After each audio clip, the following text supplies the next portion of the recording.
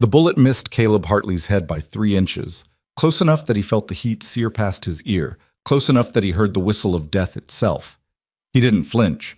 Men who'd spent 15 years surviving the frontier violence of Montana Territory learned not to waste energy on fear. But as he stood in that general store doorway, watching a woman with steady hands and unflinching eyes refuse to cower before armed men, something shifted inside the walls he'd built around his heart. Her name was Eliza Moore, and she would become the one thing more dangerous than any gunfight he'd ever faced, a reason to care again. If you want to see how a man who swore never to love again falls for the one woman brave enough to see through his armor, stay with us until the end. And don't forget to hit that like button and comment with your city so we can see how far Caleb and Eliza's story travels across the world. The mountains didn't judge. That's what Caleb Hartley appreciated most about them. He'd ridden into Redwood Crossing 3 days prior, following a trail that wound through pine forests so dense the sunlight barely touched ground. November wind cut through his worn coat, carrying the scent of coming snow and wood smoke from distant cabins. His horse, a gray gelding named Ash, picked its way carefully over rocky terrain that would have broken a lesser animal's leg. Caleb kept his hat pulled low, his rifle within easy reach, and his thoughts locked down tight where they belonged. Redwood Crossing wasn't much to speak of, maybe 60 buildings scattered along a valley where 2 mountain streams converged. The main street stretched a quarter-mile, lined with the usual frontier establishments, a hotel that had seen better decades, a saloon with broken shutters, a blacksmith's forge that rang with steady hammer strikes, and a general store with a hand-painted sign that read Moore and Daughter. Caleb had no intention of staying. He'd come west from Wyoming Territory after the incident in Cheyenne, the one that left 3 men dead and a price on his head that every bounty hunter between the Rockies and the Pacific knew by heart: $2,000. More money than most settlers would see in 5 years of breaking their backs against unforgiving soil. He just needed supplies, coffee, ammunition, dried beef, enough to get him deeper into the mountains where winter would close the passes and buy him 6 months of peace before spring thawed the trails and brought hunters back to his doorstep. The general store smelled like flour and lamp oil, and something sweeter. Cinnamon, maybe, or cloves. Caleb stepped inside, letting his eyes adjust to the dimmer interior. Shelves lined both walls, stocked with canned goods, fabric bolts, tools, medicine bottles with faded labels. A counter ran along the back wall, and behind it stood a young woman arranging jars of preserves with careful precision. She looked up when the door creaked, and Caleb found himself meeting eyes the color of creek water in summer, clear, direct, startlingly intelligent. "Good afternoon," she said, her voice steady and warm without being forward. "What can I help you find?" Caleb touched the brim of his hat, a gesture so automatic he barely registered doing it. "Coffee, ammunition for a Winchester, dried meat if you've got any that isn't more salt than beef." A small smile curved her mouth. "You'd be surprised what passes for provisions in some places. I'm particular about what we stock." She moved along the counter with efficient grace, pulling down a burlap sack of coffee beans, setting it beside the scale. "How much coffee?" 5 pounds. Her eyebrows lifted slightly. "Planning to be somewhere remote?" "Planning to mind my own business." Instead of taking offense, she laughed, a genuine sound that seemed to brighten the store's interior more than the afternoon light filtering through the windows. "Fair enough. Most men who come through here are either running from something or running toward it. The mountains don't care which." She had dark hair pulled back in a simple bun, though strands had escaped to frame a face that wasn't conventionally beautiful, but striking in its intelligence and animation. She wore a practical wool dress in deep blue, and her hands moved with the confidence of someone who'd spent years measuring, weighing, calculating. "You're new," she observed, measuring out ammunition with practiced efficiency. "We don't get many strangers this late in the season. Passing through." "Everyone says that." She wrapped the ammunition in brown paper, tied it with string. "Most end up staying longer than they planned. The mountains have a way of changing people's intentions." Caleb said nothing, watching her work. There was something unsettling about her composure, the way she met his eyes without fear or calculation. Most women, most people, looked at him and saw what he'd become, a hard man with blood on his hands and violence in his past. She looked at him like she was reading a book written in a language only she understood. The door opened behind him, bringing cold air and the sound of boots on wooden planks. Caleb shifted automatically, positioning himself so he could see both the newcomer and the exits. 3 men entered. The leader was tall, barrel-chested, with a beard that hadn't seen scissors in months, and eyes that moved like a snake's, quick, assessing, predatory. His companions flanked him with the practiced spacing of men accustomed to trouble. "Eliza," the leader said, his voice carrying false friendliness that made Caleb's hand drift toward his sidearm. "Been a while." "Mr. Garrett." Her tone cooled noticeably. "If you're here for supplies, you'll need to pay cash. My father's made his position clear about extending credit." Garrett's smile didn't reach his eyes. "Now, that's not very neighborly. We've been good customers." "You've been customers who owe $17 from last spring." She didn't step back, didn't show fear, but Caleb saw her fingers tighten slightly on the counter's edge. "Cash or trade? Those are the terms." "Maybe we should discuss this with your father." Garrett took a step forward. "Where's the good doctor?" "Making rounds. He'll be back this evening." Evening's a long time from now. The air in the store changed, that particular stillness before violence that Caleb knew as intimately as his own heartbeat. He'd tried to avoid this kind of trouble, tried to keep his head down, collect his supplies, disappear back into the wilderness where other people's problems couldn't find him. But he couldn't make himself leave. "Store's closing," Caleb said quietly, not moving from his position near the counter. "Lady asked you to leave." Garrett's attention snapped to him, eyes narrowing. "This doesn't concern you, stranger." "Didn't say it did. Said the store's closing." One of Garrett's men shifted his coat, revealing the butt of a revolver tucked into his belt. Caleb didn't react, keeping his hands relaxed, his posture deceptively casual. Years of survival had taught him that men who move first usually move too soon. "You don't know who you're talking to," Garrett said, anger replacing false friendliness. "Don't need to. Need to collect my supplies and be on my way. You're blocking the door." For a long moment, nobody moved. Caleb could feel Eliza's presence behind the counter, sense her controlled breathing, her refusal to show fear even though 3 armed men stood between her and safety. That steadiness impressed him more than he wanted to admit. Garrett made his decision. "We'll be back when the doctor's here. Make sure he knows we're getting tired of excuses." They left, but their exit felt more like a promise than a retreat. The door closed. Silence filled the store, broken only by the faint whistle of wind through the building's cracks. "Thank you," Eliza said finally, her voice still steady despite what must have been racing adrenaline. "Though you probably just made yourself a problem." Caleb turned back to the counter. "Had plenty of problems before today. One more won't matter." She studied him with those creek water eyes, seeing too much.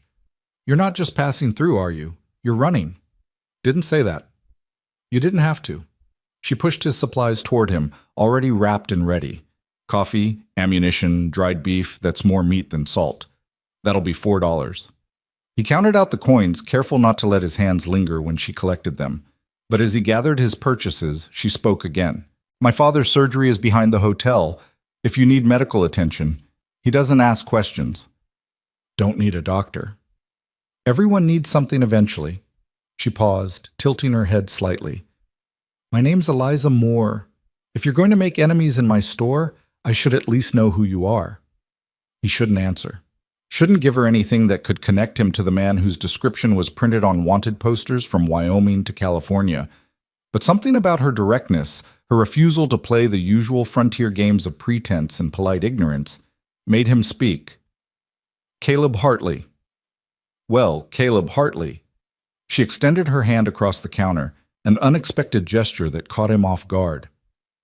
"Welcome to Redwood Crossing. I hope you find whatever you're looking for in those mountains."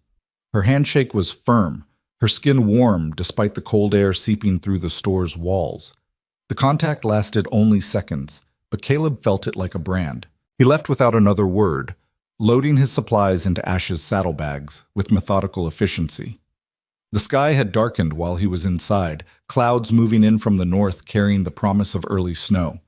He should ride out immediately, put distance between himself and town before nightfall. Instead, he found himself leading Ash toward the livery stable, arranging for feed and shelter, paying for 3 nights without quite understanding why. The stable master, an older man with kind eyes and gnarled hands, accepted his coins with a knowing look. "Storm's coming. Smart to wait it out." "Just 1 night," Caleb said. "Sure, 1 night."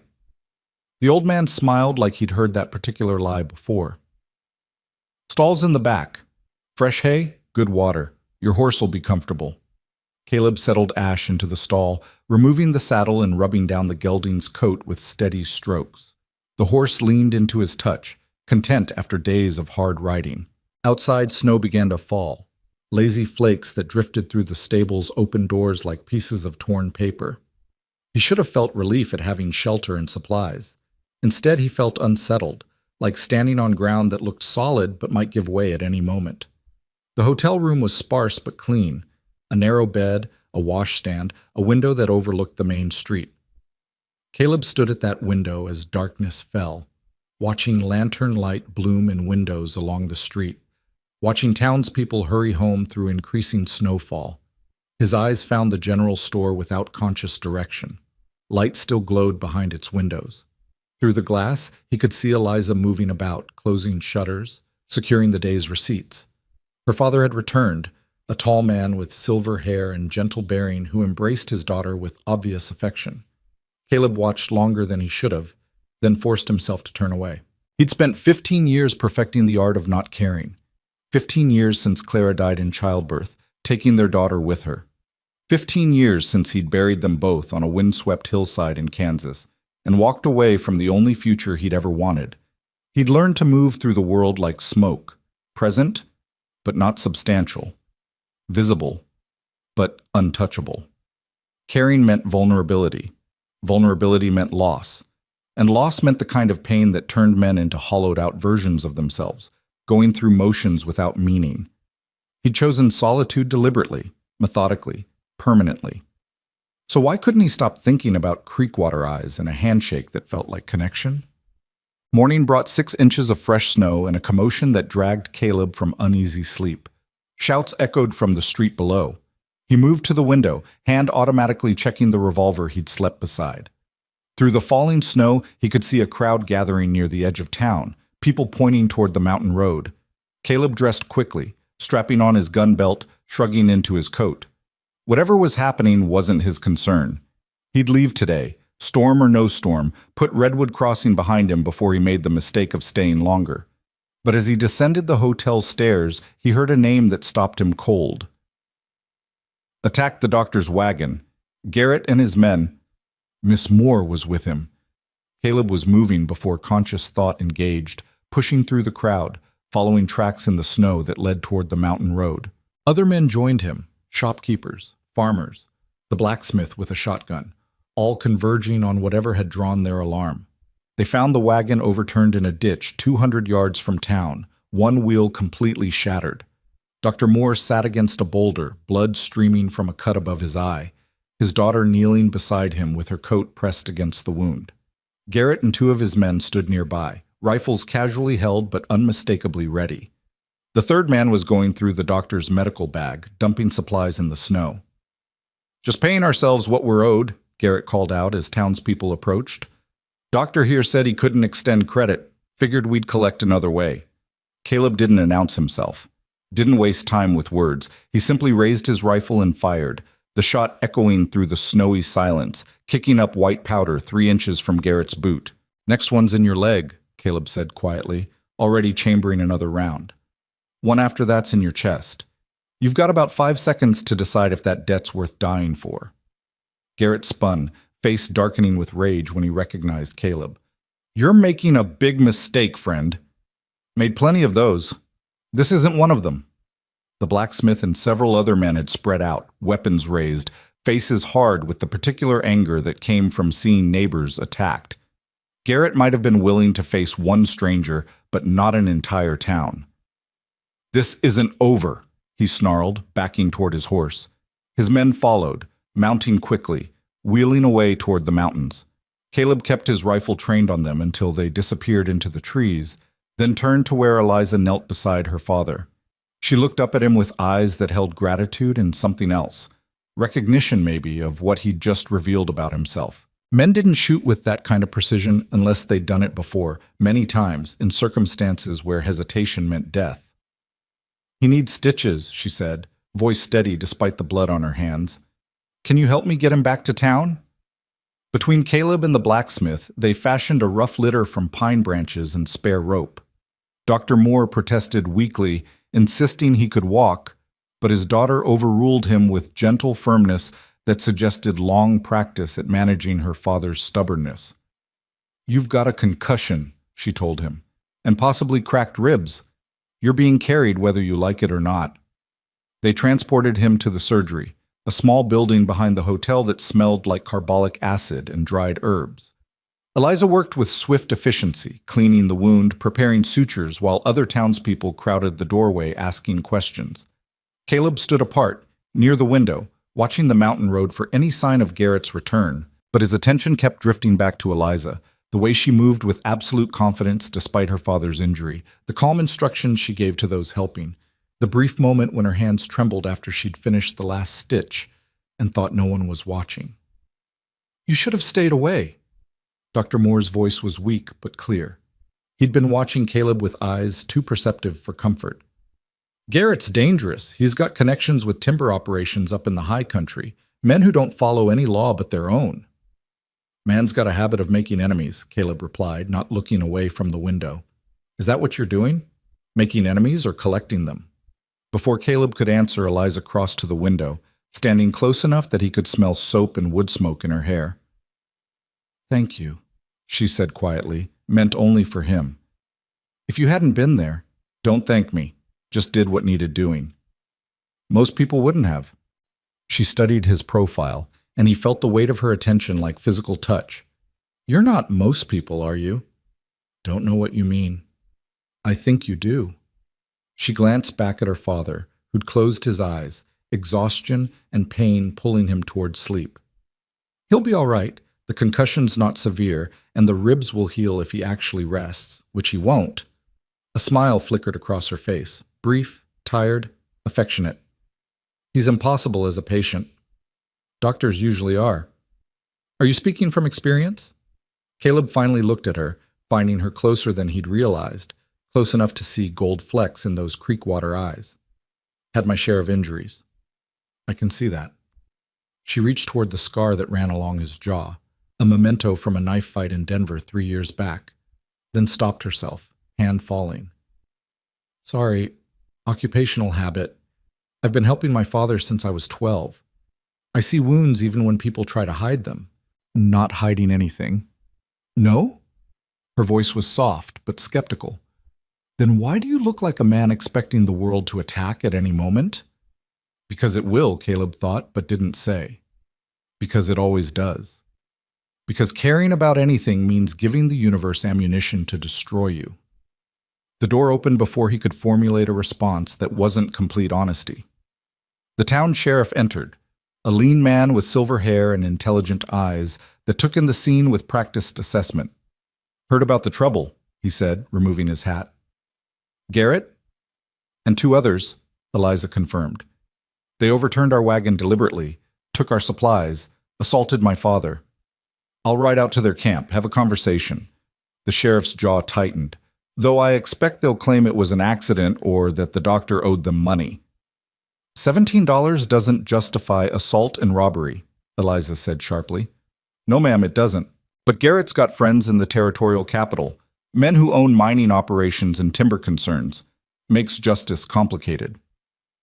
Caleb understood what the sheriff wasn't saying directly. Frontier law was less about justice than about power, and power meant money, land, political connections. Men like Garrett operated in the spaces where official authority ended and practical reality began. "Saw him shoot," one of the townspeople offered from the doorway, pointing at Caleb. "Fancy shooting too. Kicked up snow right at Garrett's feet without breaking stride." The sheriff turned his attention to Caleb, eyes narrowing thoughtfully. "That right? You the one who drove them off?" "Just convinced them to leave." "Uh-huh." The sheriff's tone suggested he'd heard that particular euphemism before. You planning to stay in Redwood Crossing, Mr. Hartley? And no. Might want to reconsider. Town could use a man with your particular skills. He glanced at Eliza, then back to Caleb. Especially if Garrett decides to make this personal. Not looking for work. Didn't say you were. Just pointing out facts. The sheriff settled his hat back on his head. I'll do what I can about Garrett, but my jurisdiction ends at the town limits. Beyond that, people handle their own problems. After he left, the surgery gradually emptied as townspeople returned to their own concerns. Dr. Moore slept, his breathing steady despite the bandage wrapped around his head. Eliza moved about the room quietly, cleaning instruments, restocking supplies, performing the 100 small tasks that maintained order in the face of chaos. Caleb should leave. Should collect ash from the livery, ride out before the storm worsened, disappear into the mountains where he belonged. Instead, he found himself asking, "Need anything else done?" Eliza looked up, surprise flickering across her face. The wagon needs repair. A new wheel at minimum, and the axle might be cracked. But that can wait until I'll look at it. Mr. Hartley, you don't have to. Not doing it for you. The lie felt thin even as he spoke it. Doing it because I don't like men who hurt women and old men for money. She smiled, a real smile this time, warm and knowing and utterly disarming. All right, if you insist on pretending this is about principle rather than kindness, I won't argue. He spent the afternoon with the blacksmith, examining the shattered wagon wheel, discussing repairs. The axle was indeed cracked.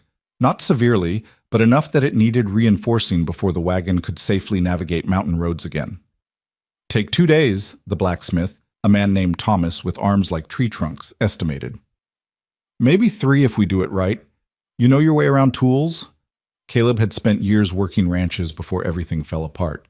He knew iron and wood, understood stress points and weight distribution. I can help. Figured. Man shoots like you do usually knows how to build things too. Thomas pulled out his pipe, loading it with tobacco. You military? Long time ago. Thought so. Got that look, like you're always counting exits and calculating distances. He lit his pipe, smoke curling into cold air. Eliza's good people. Her and the doc both. Town's lucky to have them. Seems so. Garrett's been trouble for a year now. Came out here from California, set up a logging camp in the high country. Brings in men nobody else wants, the kind who run from their pasts rather than face them. Thomas gave Caleb a meaningful look. No offense intended. None taken. Point is, he's been pushing, testing boundaries. Today was the first time he crossed from nuisance to actual violence. Thomas gestured with his pipe toward the mountains. Sheriff's right that official law doesn't reach very far up there. Garrett knows it too. What's his endgame? Don't know that he's got one beyond taking what he wants. Some men are like fires. They burn because burning's what they do, not because they're trying to accomplish anything particular. Caleb understood that better than Thomas probably realized. He'd known plenty of men who carried violence like other people carried names. Something intrinsic, unchangeable, defining. They worked until darkness made precision impossible, then secured the wagon under a tarp to protect it from snow. Thomas invited Caleb to dinner. His wife apparently cooked enough for half the town, but Caleb declined, retreating instead to his hotel room where silence and solitude waited like old friends. He lay awake long after Redwood Crossing settled into sleep, listening to wind rattle windows and snow hiss against glass. Tomorrow he'd finish the wagon repairs and leave. 2 days at most, long enough to pay back the debt of gratitude he felt toward people who'd done nothing but show him basic kindness, short enough that he wouldn't forget himself and start imagining he could stay. Because he couldn't. Men like him didn't get second chances at normal lives. They got cold mountains and loneliness and the particular peace that came from knowing nothing they cared about could be taken away. The night outside was complete and absolute, the kind of darkness that only existed in places where civilization barely touched. Caleb closed his eyes and tried not to think about creekwater eyes, and a voice that spoke to him like he was human rather than weapon. Tried and failed. The next day brought clearer weather and harder work. Caleb arrived at the blacksmith's forge before dawn, finding Thomas already heating iron, the glow of coals painting orange light across his weathered face. They worked through morning and into afternoon, speaking only when necessary, communicating mostly through gesture and long practice with stubborn materials. The wagon's axle required complete replacement. The crack extended deeper than initial inspection had revealed. Thomas shaped new iron while Caleb cut and fitted oak reinforcements, working with steady precision that came from years of similar repairs. Around midday, Eliza appeared with a basket of food, bread still warm from baking, cheese, apples that filled the air with their sweet scent. "Thought you might be hungry," she said, setting the basket on Thomas's workbench. "Father's insisting he's well enough to see patients, which means I have too much energy and nowhere to direct it." Thomas laughed, wiping soot from his hands. "Your father's the worst patient I've ever seen, and I've set bones for cowboys too drunk to feel pain. He gets that from his mother. She once delivered a baby while suffering from pneumonia, then went home and made dinner." Eliza's smile carried affection and exasperation in equal measure. "Stubborn runs in the family." She turned to Caleb, who'd continued working despite her arrival, shaping wood with careful knife strokes. "How's the repair coming?" "Be done by tomorrow afternoon." "That's remarkable. Thomas said 3 days at minimum." Thomas was being cautious. Wood's good quality, irons heating clean, no reason to drag it out. She studied him for a long moment, head tilted slightly in that particular way she had of looking at people like she could read their thoughts written on their skin. "You're very good at building things for someone who seems determined to live alone in the wilderness." "Oh, building's easier than people." "Is it?" She pulled herself up to sit on the edge of the workbench, ignoring Thomas's amused glance. "Seems to me building requires understanding how different pieces fit together, how stress and weight distribute, where weakness might develop. That's not so different from understanding people. Wood doesn't lie. Iron doesn't change its nature depending on weather. No, but both can break under enough pressure." She selected an apple from the basket, turning it in her hands thoughtfully.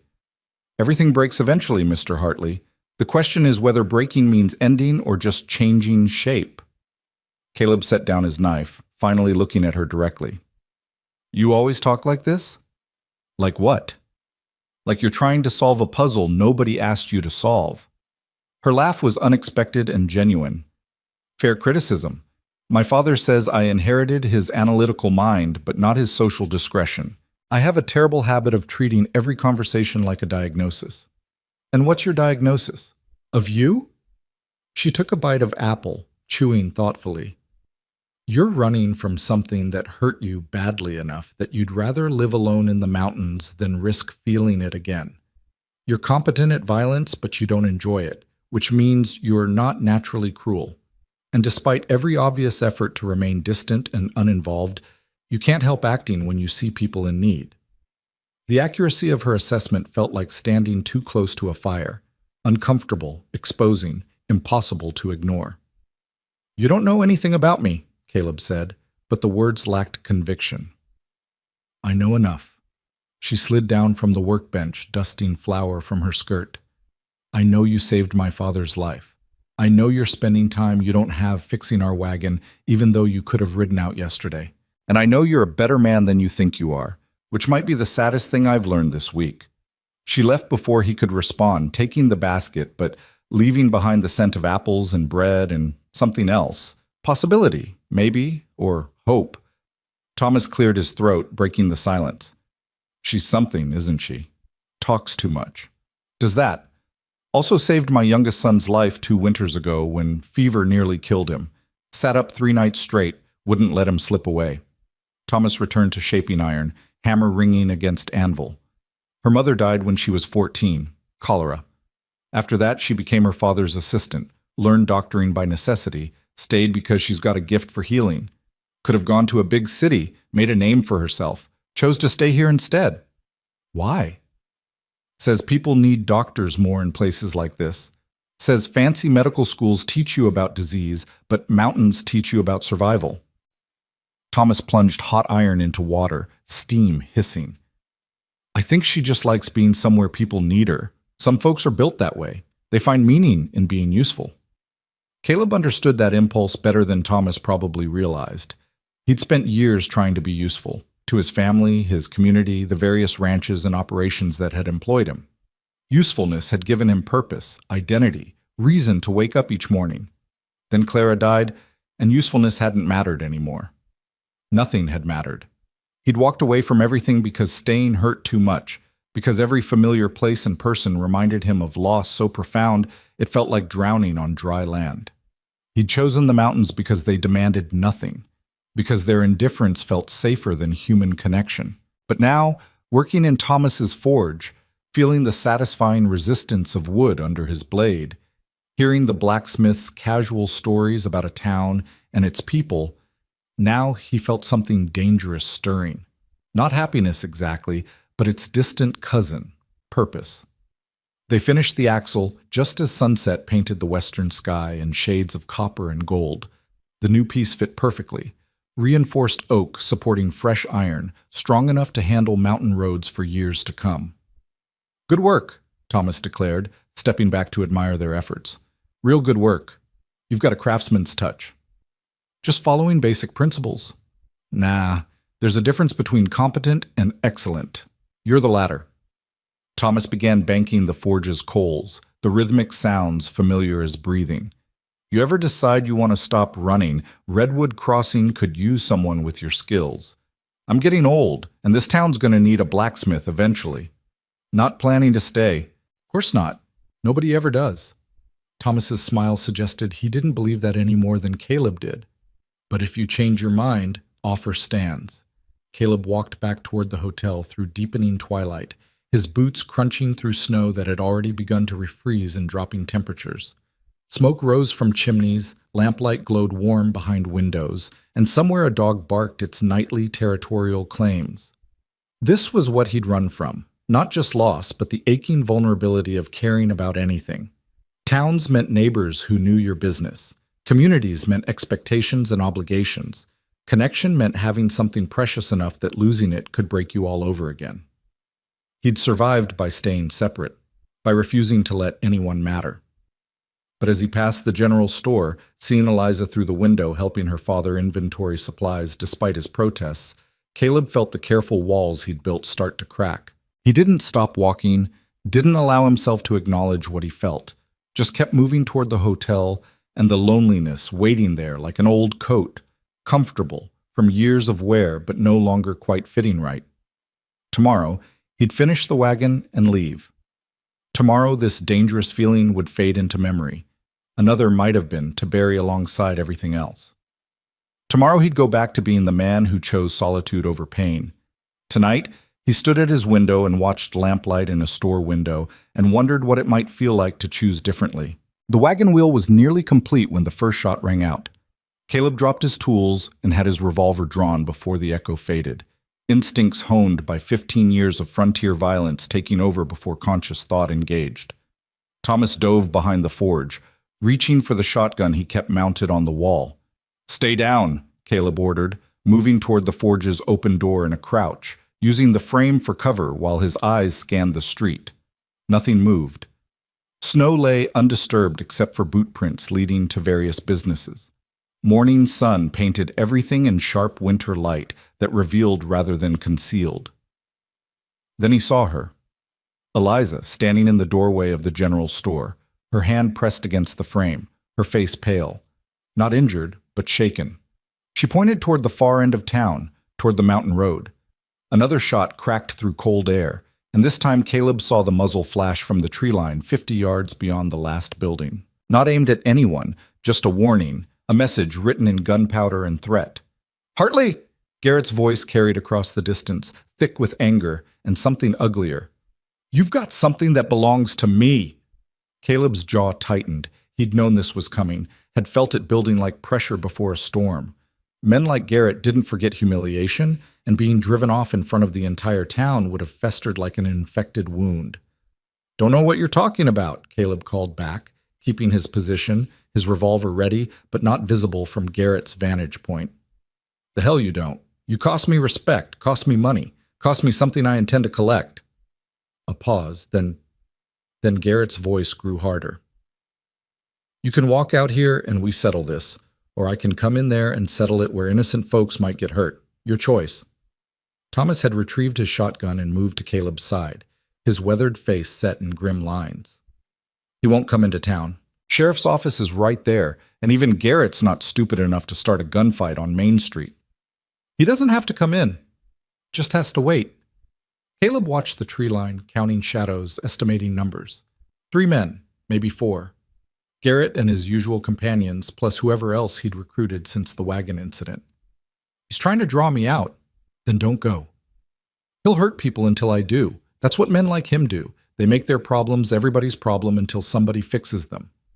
Eliza had crossed the street, ignoring the danger, moving with that characteristic determination that seemed as much a part of her as breathing. She slipped into the forge, her dress dusted with flour, her eyes fierce despite the fear Caleb could see beneath her composure. "This is because of us," she said without preamble, "because you defended my father. This is because Garrett's the kind of man who needs putting down and nobody's done it yet." Caleb kept his attention on the tree line, watching for movement. He would have found another excuse eventually. "Nevertheless, you're in danger because of actions you took on our behalf. That creates an obligation. Only obligation I've got is to myself." "Is that what you tell yourself?" Her voice carried an edge he hadn't heard before. Not quite anger, but frustration mixed with something that sounded like disappointment. "That you're some lone wolf who doesn't owe anything to anyone? Because from where I stand, you've been acting like someone who cares very much about this town, despite every effort to pretend otherwise." Before Caleb could respond, the sheriff arrived, moving quickly despite his age, his hand resting on his sidearm. "Situation?" "Garrett's in the trees, making threats, firing warning shots." Thomas gestured toward the tree line with his shotgun. "Wants Hartley to come out and face him." The sheriff's eyes found Caleb, assessing. "You planning to oblige him?" "Depends on whether he's content making noise or if he's serious about hurting townspeople." "He's serious." The sheriff's tone carried absolute certainty. "Got word this morning from the territorial capital. There's been complaints about Garrett's logging operation. Workers beaten, claims jumped, timber stolen from rightful owners. Marshall's finally paying attention, which means Garrett knows his time's running short." "So he's got nothing to lose," Caleb finished, understanding the implications immediately. Desperate men were dangerous men, and dangerous men rarely cared about collateral damage. "Exactly." The sheriff turned to Thomas. "Get people off the street. Anyone who can shoot, arm them, and position them in buildings with sightlines to the tree line. We're not letting him think he can terrorize this town." As Thomas moved to carry out orders, the sheriff focused on Caleb. "I know your type. No, you've probably got reasons for keeping to yourself, reasons that might include not wanting too much official attention.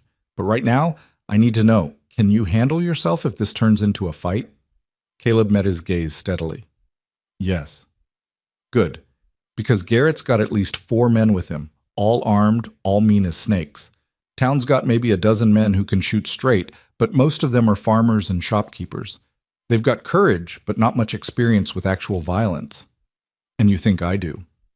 I think a man who shoots like you did 2 days ago has done more than hunt deer." The sheriff's expression was unreadable. "I'm not asking questions about your past, Mr. Hartley. I'm asking if you'll help defend people who've done nothing but show you kindness." It was a fair point, and Caleb knew it.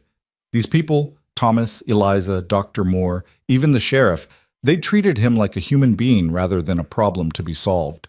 They'd offered food, shelter, conversation, connection. Things he hadn't realized he'd been starving for until they appeared. "I'll help," he said quietly, "but after this is done, I'm leaving." "Fair enough."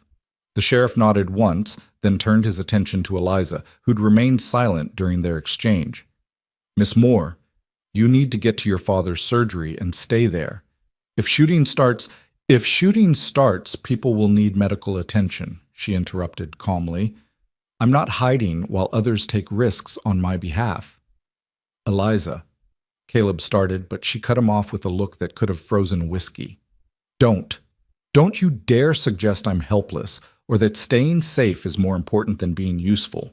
I've spent my entire adult life learning to save people, and I'm not going to waste that knowledge cowering in a basement because some bully with a rifle wants revenge." The fierceness in her voice, the absolute conviction, struck something deep in Caleb's chest. This was what he'd been running from. Not just caring about people, but being cared about in return. Having someone look at him like he mattered, like his survival wasn't just his own business, but something that concerned others.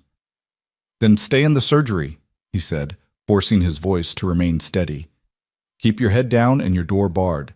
If anyone comes through that door who isn't me or the sheriff, you shoot first and ask questions after." Her eyes widened slightly. "You think he'd actually—" "I think desperate men do desperate things." Caleb's gaze shifted back to the tree line, where Garrett's shadow remained visible among the pines. "And I think you've got something he wants even more than revenge against me." Understanding dawned across her face, followed immediately by defiance. "He can't possibly think—" "He thinks whatever serves his purpose. You're the doctor's daughter, which makes you valuable, either as leverage or as—" Caleb stopped, unable to finish the thought, unable to give voice to the darker possibilities that men like Garrett considered reasonable solutions to their problems. The sheriff understood without explanation.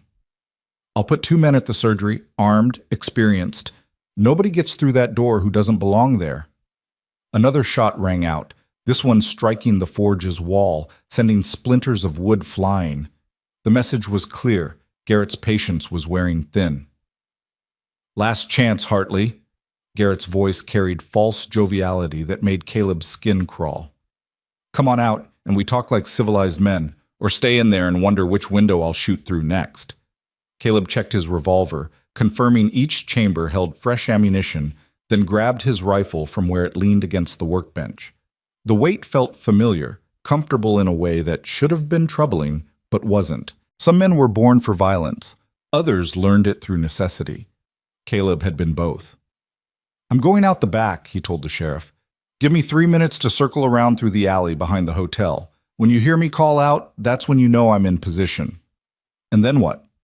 "Then we see if Garrett actually wants to talk, or if he came here to die." The sheriff's expression was grim but accepting. 3 minutes. Be careful."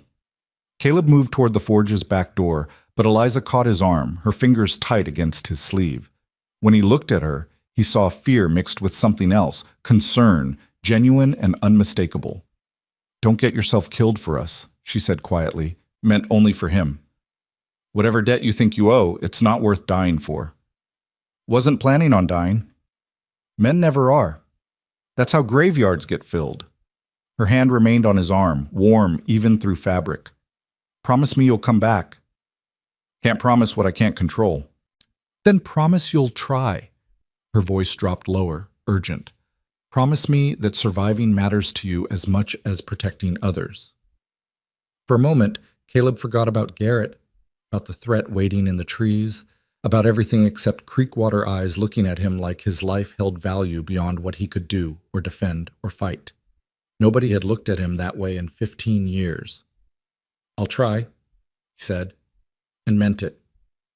Then he was moving, slipping out the back door into the alley that ran behind the main street buildings, his boots crunching through snow that muffled sound, but also left tracks anyone could follow. He'd have to move fast, use the brief element of surprise before Garrett's men noticed his absence from the forge. The cold air bit at his exposed skin, sharp enough to sting. He kept low, using barrels and crates for cover, moving with the particular economy of motion that came from years of survival in places where mistakes meant death. His rifle remained ready but not raised. Visible movement would catch attention faster than stillness. He reached the end of the alley and paused, assessing. The tree line where Garrett had positioned himself was visible from here, maybe 40 yards distant. Not impossible range, but far enough that shooting would require precision rather than speed. Caleb took a slow breath, centering himself the way his father had taught him 20 years ago when he'd been young enough to think shooting was about speed and power rather than patience and control. The world narrowed to breath and heartbeat, to wind direction and light angle, to all the tiny variables that separated living men from dead ones. Then he stepped out from cover, rifle raised, and called out in a voice that carried like iron on stone. "If you want to talk, Garrett, let's talk. But first, your men lower their weapons and step where I can see them." Silence stretched, broken only by wind through pine branches, and the distant sound of nervous horses stamping in the livery stable. Then Garrett laughed, the sound harsh and humorless. "You've got nerve, I'll give you that." He emerged from the trees slowly, hands visible, rifle slung across his back. His three companions followed, spreading out in a loose semicircle that suggested practice and coordination. Thought you might actually be smart enough to run. Thought you might be smart enough not to threaten an entire town over wounded pride. This isn't about pride. Garrett's smile held no warmth. This is about respect, about making sure everyone knows what happens when someone crosses me. From his position behind Garrett, Caleb could see the sheriff and Thomas taking positions in doorways, their weapons trained on Garrett's men. Other townspeople had appeared in windows, rifles visible, faces hard with determination. Whatever happened next, Garrett wouldn't find an easy target. "Respect isn't taken," Caleb said, his voice steady. "It's earned. You want people's respect, try not robbing and assaulting doctors." Garrett's expression darkened. That old man owed me money. $17 doesn't justify attempted murder. Who said anything about murder? I just wanted what was mine. Garrett took a step forward, testing boundaries. But then you showed up, interfered where you didn't belong, made this personal. So this whole performance is because I hurt your feelings? This performance, Garrett spat the word, is because you made me look weak in front of my men, in front of the town. Weakness gets people killed in this country, and I'm not dying because some drifter decided to play hero. Caleb understood the calculation behind Garrett's eyes, the desperate need to reassert dominance, to prove he remained dangerous enough to fear. Men built identities around their reputations in the territories, and once that reputation cracked, everything fell apart. "So what's your plan?" Caleb asked. "You going to shoot me in front of all these witnesses? Going to ride into town and start killing until someone stops you?" "My plan is simple." Garrett's hand drifted toward his sidearm, casual but deliberate. "You and me, right here, fair fight. Winner walks away, loser doesn't. And if I refuse? Then I guess my men start putting bullets through windows until somebody forces my hand." Garrett's smile returned, ugly and calculating. "Your choice, hero. One life or many. Seems like an easy decision for someone who's so concerned with protecting innocent people." It was a trap, and Caleb knew it. Even if he won the fight, and he would win because he'd been killing men since before Garrett learned to shave, the victory would mark him, would make him visible to every lawman and bounty hunter between here and California. The $2,000 price on his head would glow like a signal fire, drawing attention he couldn't afford. But refusing meant Garrett would make good on his threat, would hurt people who'd done nothing but show kindness to a stranger. The mathematics of violence were simple and brutal. "All right," Caleb said, lowering his rifle slowly. "Fair fight. Just you and me." "No." Eliza's voice cut through the tension like a knife through canvas. She'd left the surgery despite the sheriff's orders, despite every reasonable argument for staying safe, and now stood in the middle of the street with a rifle that looked almost comically large in her hands but was held with surprising confidence. "This is insane. You can't seriously be considering—" "Eliza, get back inside," Caleb ordered, not taking his eyes off Garrett. "I will not. This whole situation is madness. You're going to risk your life because this bully is throwing a tantrum?" "This bully," Garrett said coldly, "is losing patience with interruptions." Eliza turned her rifle toward him with deliberate precision, her face set in lines of absolute determination. "Then I suggest you find some patience, because if you think I'm going to stand here and watch you murder someone who saved my father's life, you're more deluded than I thought." For the first time, genuine uncertainty crossed Garrett's face. He'd expected fear, compliance, the usual feminine deference to male violence. Instead, he faced a woman aiming a rifle at his chest with hands that didn't tremble, and eyes that promised she'd pull the trigger. "Miss Moore," the sheriff said carefully, moving into the street. "Let me handle this." "How?" She didn't lower the rifle. "By letting Caleb fight alone? By pretending that's justice instead of murder dressed up in masculine ego? By following the law. The law," she said bitterly, "doesn't reach far enough to matter. You said so yourself yesterday. So if official justice can't protect people, then I'll provide unofficial protection." Caleb felt something shift inside his chest, not quite breaking, not quite healing, but changing shape the way Eliza had described days earlier. She wasn't supposed to care this much. wasn't supposed to risk herself for his sake. That wasn't how this worked. Eliza. He said her name quietly, drawing her attention. When she looked at him, he saw everything he'd been running from reflected in her eyes. Connection, concern, the dangerous possibility of mattering to someone. Lower the rifle, please. Not while you're considering suicide by pride. Not pride. Practicality.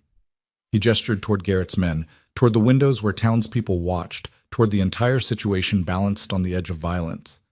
This ends one way or another. I'd rather choose how. By dying? By living. The words surprised him even as he spoke them. I've spent 15 years choosing not to care about anything because caring hurt too much. But you...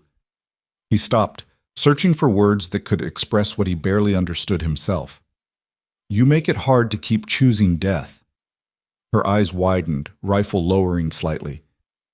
Caleb... Garrett's patience finally broke. He drew his revolver with practiced speed, aiming not at Caleb but at Eliza, calculating that threatening her would force Caleb's surrender. He'd miscalculated. Caleb's shot took Garrett in the shoulder before the man's finger could tighten on the trigger, spinning him sideways, his weapon flying from suddenly nerveless fingers. The sound echoed through the valley, sharp and final. Then everything happened at once. Garrett's men drew weapons. Townspeople fired from windows. The sheriff's shotgun roared. Thomas's rifle cracked. And Caleb moved through the chaos with cold efficiency, shooting with precision that came from muscle memory older than conscious thought. One of Garrett's men went down clutching his leg. Another dropped his rifle and raised his hands, surrendering. The third tried to run and found himself facing a semicircle of armed townspeople who'd emerged from buildings, their faces hard with the particular determination of people defending home. The entire fight lasted maybe 30 seconds. When silence returned, 3 of Garrett's men were wounded or captured. The 4th had vanished into the trees, and Garrett himself lay in blood-stained snow, groaning and cursing, his shoulder shattered, but his life intact. Caleb lowered his rifle, suddenly aware of how fast his heart was beating, how sharp the cold air felt in his lungs, how alive everything seemed in the aftermath of violence. He'd fought before, killed before, survived situations worse than this, but he'd never fought for anyone except himself. It felt different, felt like it mattered in ways that transcended simple survival. The sheriff was already moving toward Garrett, pulling the man's hands behind his back, securing them with rope despite his protests. You're under arrest for assault, attempted murder, and disturbing the peace. Probably a few other charges once I sort through territorial law. You can't arrest me, Garrett snarled through pain. I've got connections. Had connections, the sheriff corrected. Past tense. Turns out threatening entire towns gets even powerful men nervous about association. He hauled Garrett to his feet with less gentleness than strictly necessary. Jail's this way. Try anything stupid, and I'll let these good people finish what they started. As the sheriff led Garrett away, as townspeople began emerging fully from shelter, as the immediate danger faded into relief and nervous laughter, Caleb found himself looking for Eliza. She stood where he'd last seen her, rifle still held loosely, her face pale but composed. When their eyes met, something passed between them. Acknowledgement, maybe, or understanding, or simply the recognition that whatever existed between them had moved beyond casual gratitude into territory neither had fully mapped. She crossed to him slowly, setting aside the rifle with deliberate care. You shot him. Had to. He was going to shoot you. He might have been bluffing. Wasn't willing to risk it. Caleb felt suddenly exhausted, the adrenaline draining away and leaving behind the familiar hollowness of survival. You shouldn't have come out here, shouldn't have risked yourself. Neither should you. Her hand found his arm again, that same gesture from earlier, but now it felt different, more certain, more deliberate. But you did, because despite everything you say about not caring, you care very much. He wanted to argue, wanted to retreat behind the comfortable walls of solitude and self-sufficiency. But standing there in snow painted red with violence, surrounded by people who'd risked themselves for each other, Caleb couldn't find the words to deny what had become undeniably true. He was tired of running, tired of choosing emptiness over pain, tired of pretending that surviving alone qualified as living.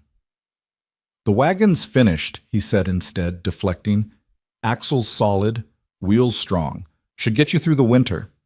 Eliza's smile was small and knowing and entirely too perceptive. Thank you, though something tells me you're not leaving immediately like you planned. Storm's coming. Another day or two won't matter. Of course. Her fingers tightened briefly on his arm before releasing. Storm's coming. Very practical reason to stay. She walked back toward her father's surgery, where Dr. Moore had emerged, and was already examining Garrett's wounded men with professional detachment that set aside personal grievance in favor of medical duty. Caleb watched her go, aware that everyone else was watching him watch her, aware that his careful anonymity had shattered along with Garrett's shoulder. Thomas approached, his weathered face creased with something between concern and amusement. You shoot like that often? Often enough. Figured. That wasn't luck or practice. That was skill.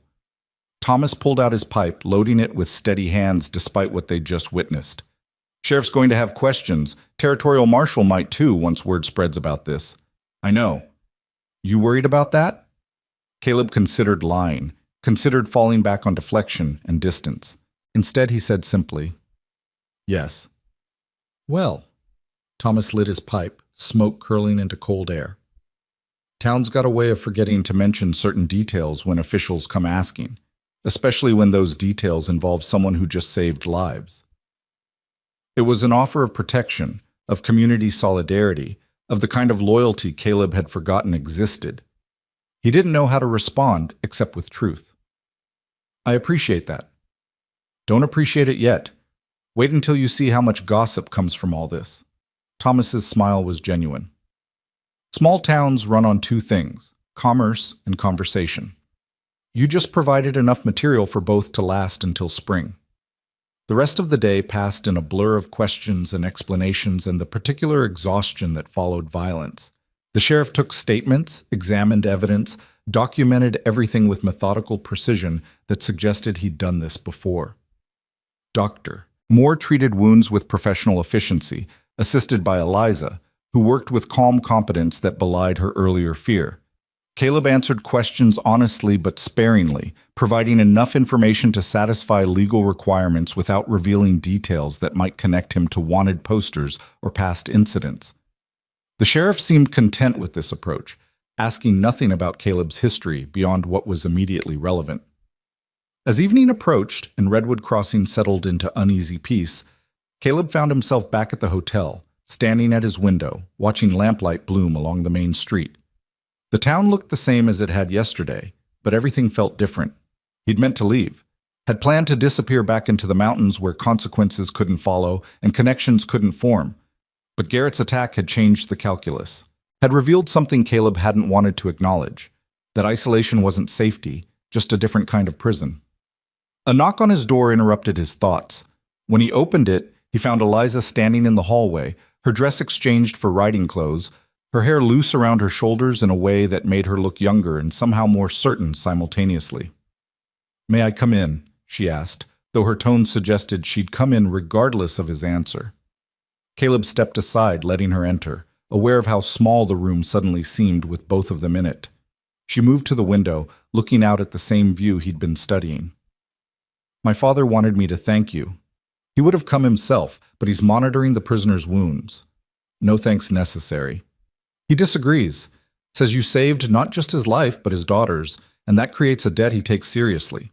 She turned to face him, backlit by lamplight from the street below. "I told him you'd probably refuse gratitude just like you refuse everything else that might connect you to other people." And what did he say to that? He said some men spend so long surviving that they forget how to live, and maybe I should remind you of the difference. Her smile was slight but genuine. My father's not usually so philosophical, but violence makes people contemplative. Caleb leaned against the doorframe, maintaining distance that felt less like protection now and more like habit. What's the difference between surviving and living? Living requires risk, requires caring about outcomes beyond your own continued existence. She crossed her arms, studying him with those creek-water eyes that saw too much. You risked yourself today, not because you had to, but because you chose to. That's living. Or stupidity. Sometimes they're the same thing.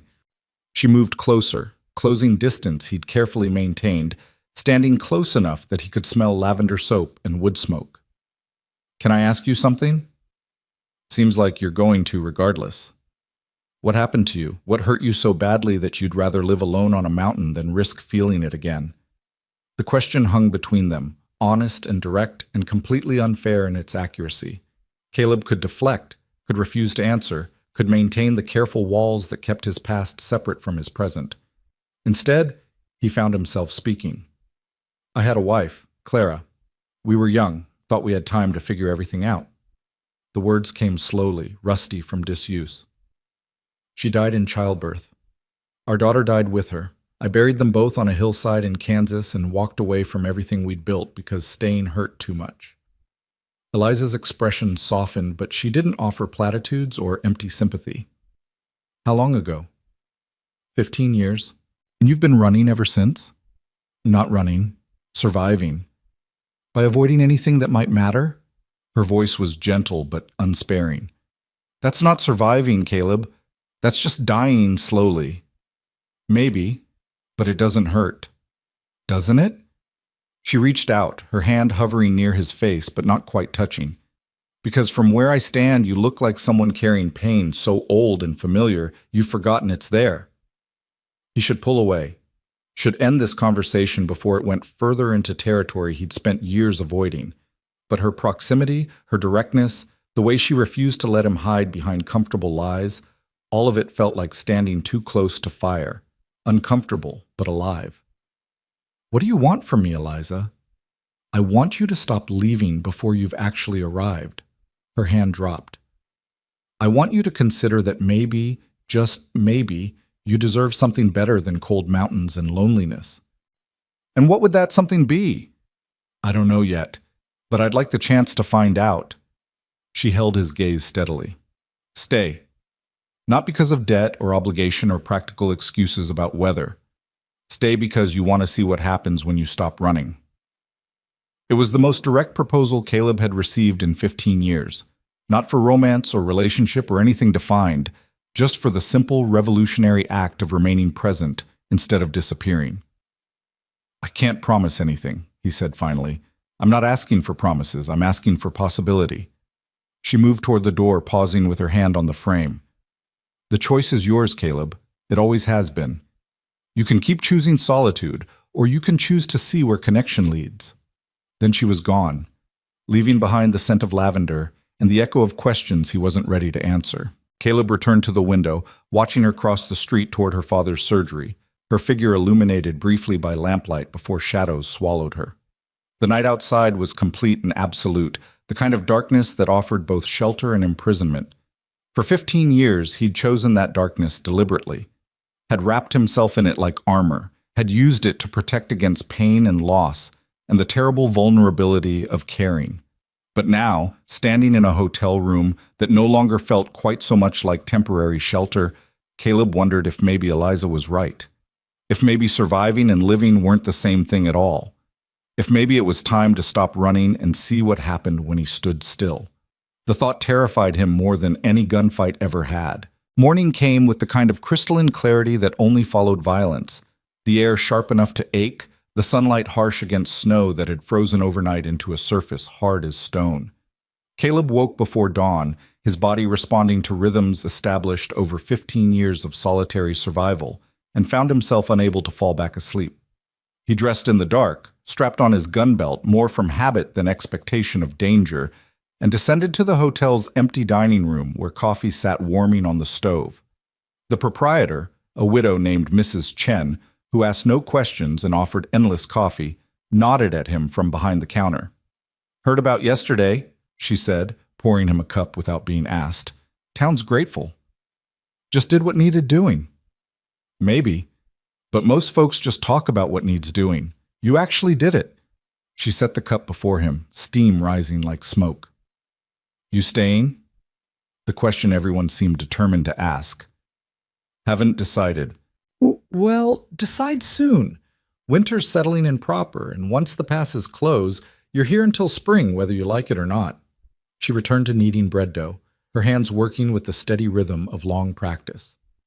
"Could do worse than Redwood Crossing. We're small, but we take care of our own." Caleb sipped his coffee, feeling the heat spread through his chest, and wondered when exactly he'd started being included in that particular category. He'd been here less than a week, had spoken maybe a few hundred words total to the townspeople, yet they'd armed themselves and stood beside him against Garrett, had offered protection and silence, and now this casual acceptance that suggested belonging. It unsettled him more than the gunfight had. He finished his coffee and stepped outside into air so cold it felt like breathing knives. The street lay empty except for tracks, boot prints, wagon ruts, the delicate impressions of birds who'd ventured down from the pines searching for scattered grain. Smoke rose from chimneys in straight columns, undisturbed by wind. His feet carried him toward the general store without conscious decision. Through the windows, he could see Eliza already at work, arranging inventory, her movements efficient and graceful. She wore the same blue dress from their first meeting, her hair pinned back, and something about her complete absorption in mundane tasks made his chest tighten. The bell above the door chimed when he entered. She looked up, surprise flickering across her face before settling into something warmer. "You're up early." Habit. He moved to the counter, suddenly uncertain why he'd come. "Needed supplies." "More coffee? Ammunition?" Her tone was gently teasing. "Or were you hoping to continue last night's conversation?" "Wasn't much of a conversation." "No, it was more of an ambush. I have a terrible habit of saying exactly what I think without considering whether the other person wants to hear it." She set aside the ledger she'd been updating. "My father says it's my worst quality and my best one simultaneously." He might be right. He usually is, which is infuriating. She smiled and Caleb felt something loosen in his chest. Not quite breaking, not quite healing, but shifting in ways that both terrified and intrigued him. "So what brings you here at dawn? And don't say supplies, because we both know that's not true." He could lie, could maintain the careful distance he'd spent years perfecting. Instead, he found himself speaking truth that tasted like confession. "Wanted to see you." The admission hung between them, honest and vulnerable and completely at odds with everything Caleb had become.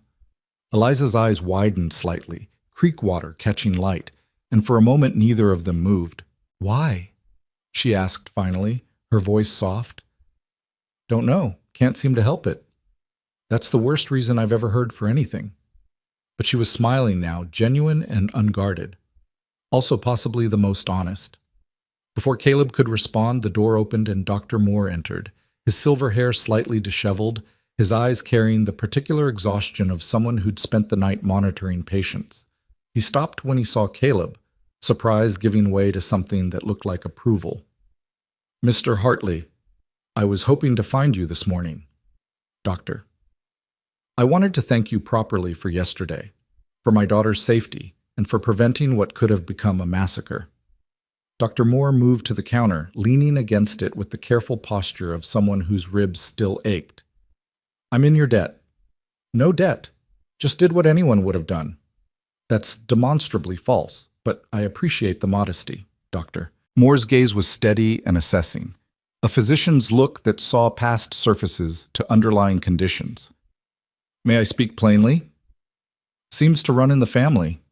That earned a brief smile from both Moores. "Indeed.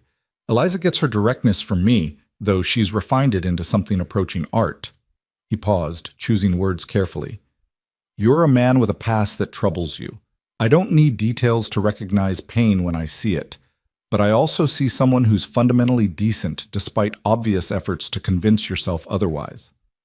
Caleb said nothing, uncomfortable with being observed so accurately by someone who barely knew him.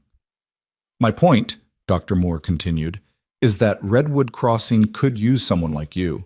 Not just for protection, though yesterday proved your value there, but because small communities need people who understand hard work and harder choices, people who've survived things that would break others."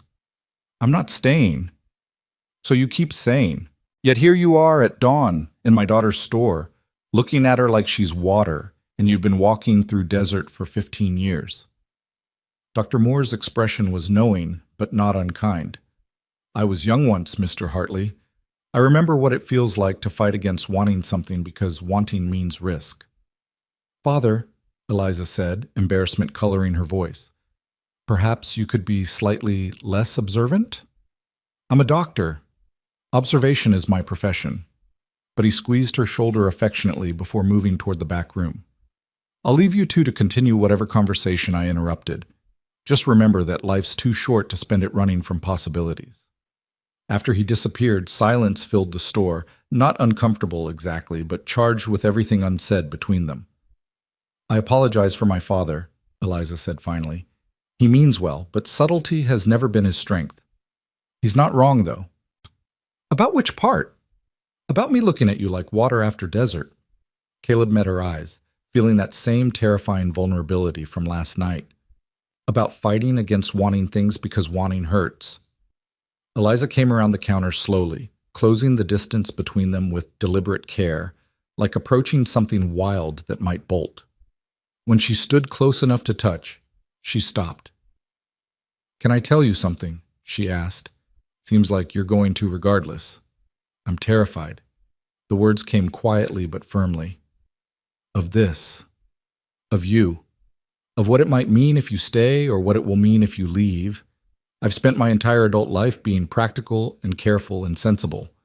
But you make me want to throw all that away and just see what happens. That might be the worst reason I've ever heard for anything. Her laugh was sudden and genuine. Touché.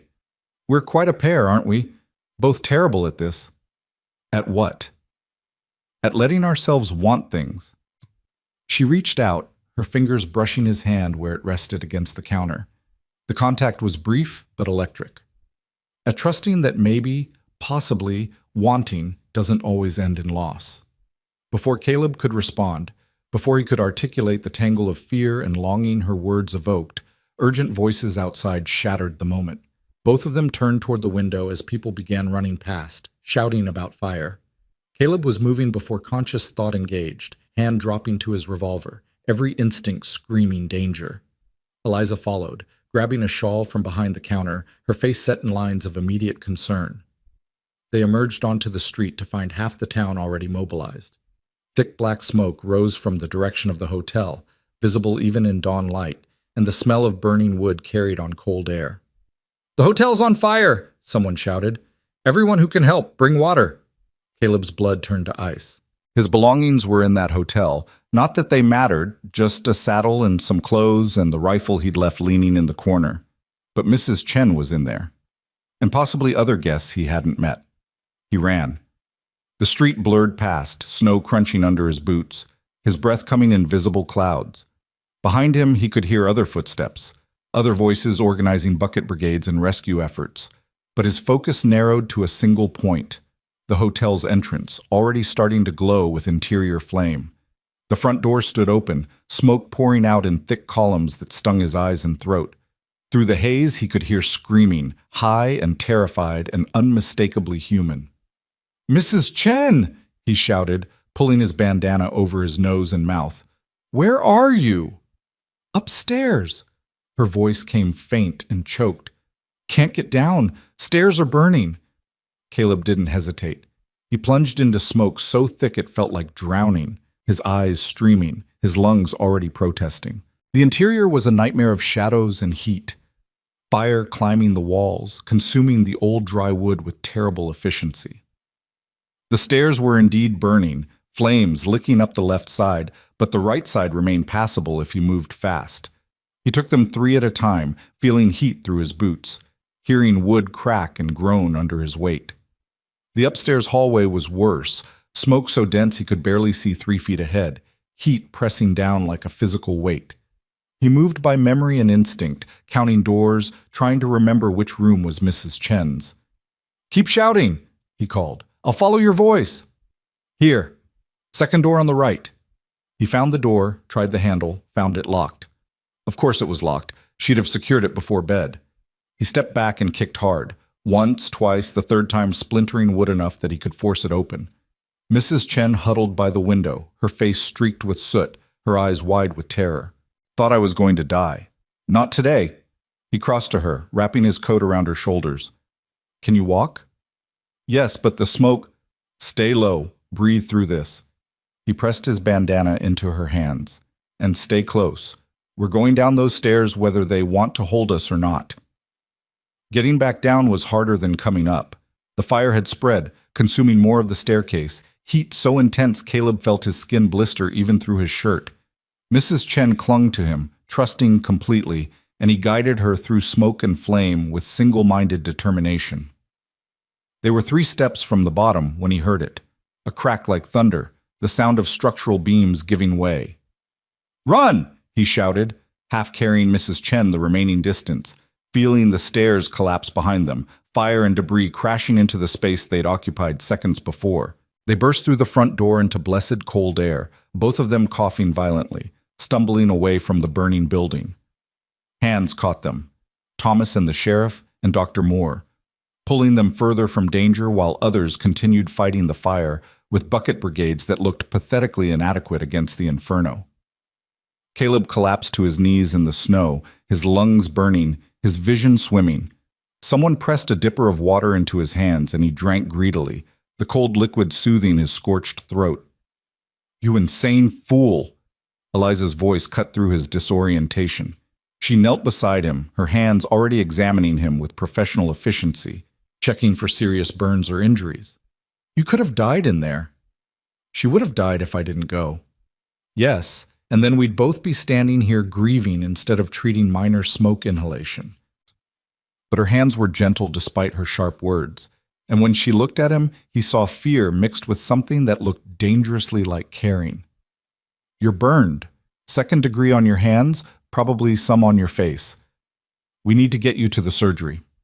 "I'm fine." "You're not fine. You're in shock and running on adrenaline." She stood, gesturing to Thomas.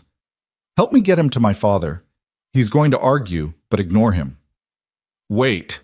Caleb forced himself to his feet, swaying slightly, his vision clearing enough to see the hotel fully engulfed now, flames reaching toward morning sky, townspeople working desperately to keep the fire from spreading to neighboring buildings. "Is everyone out?"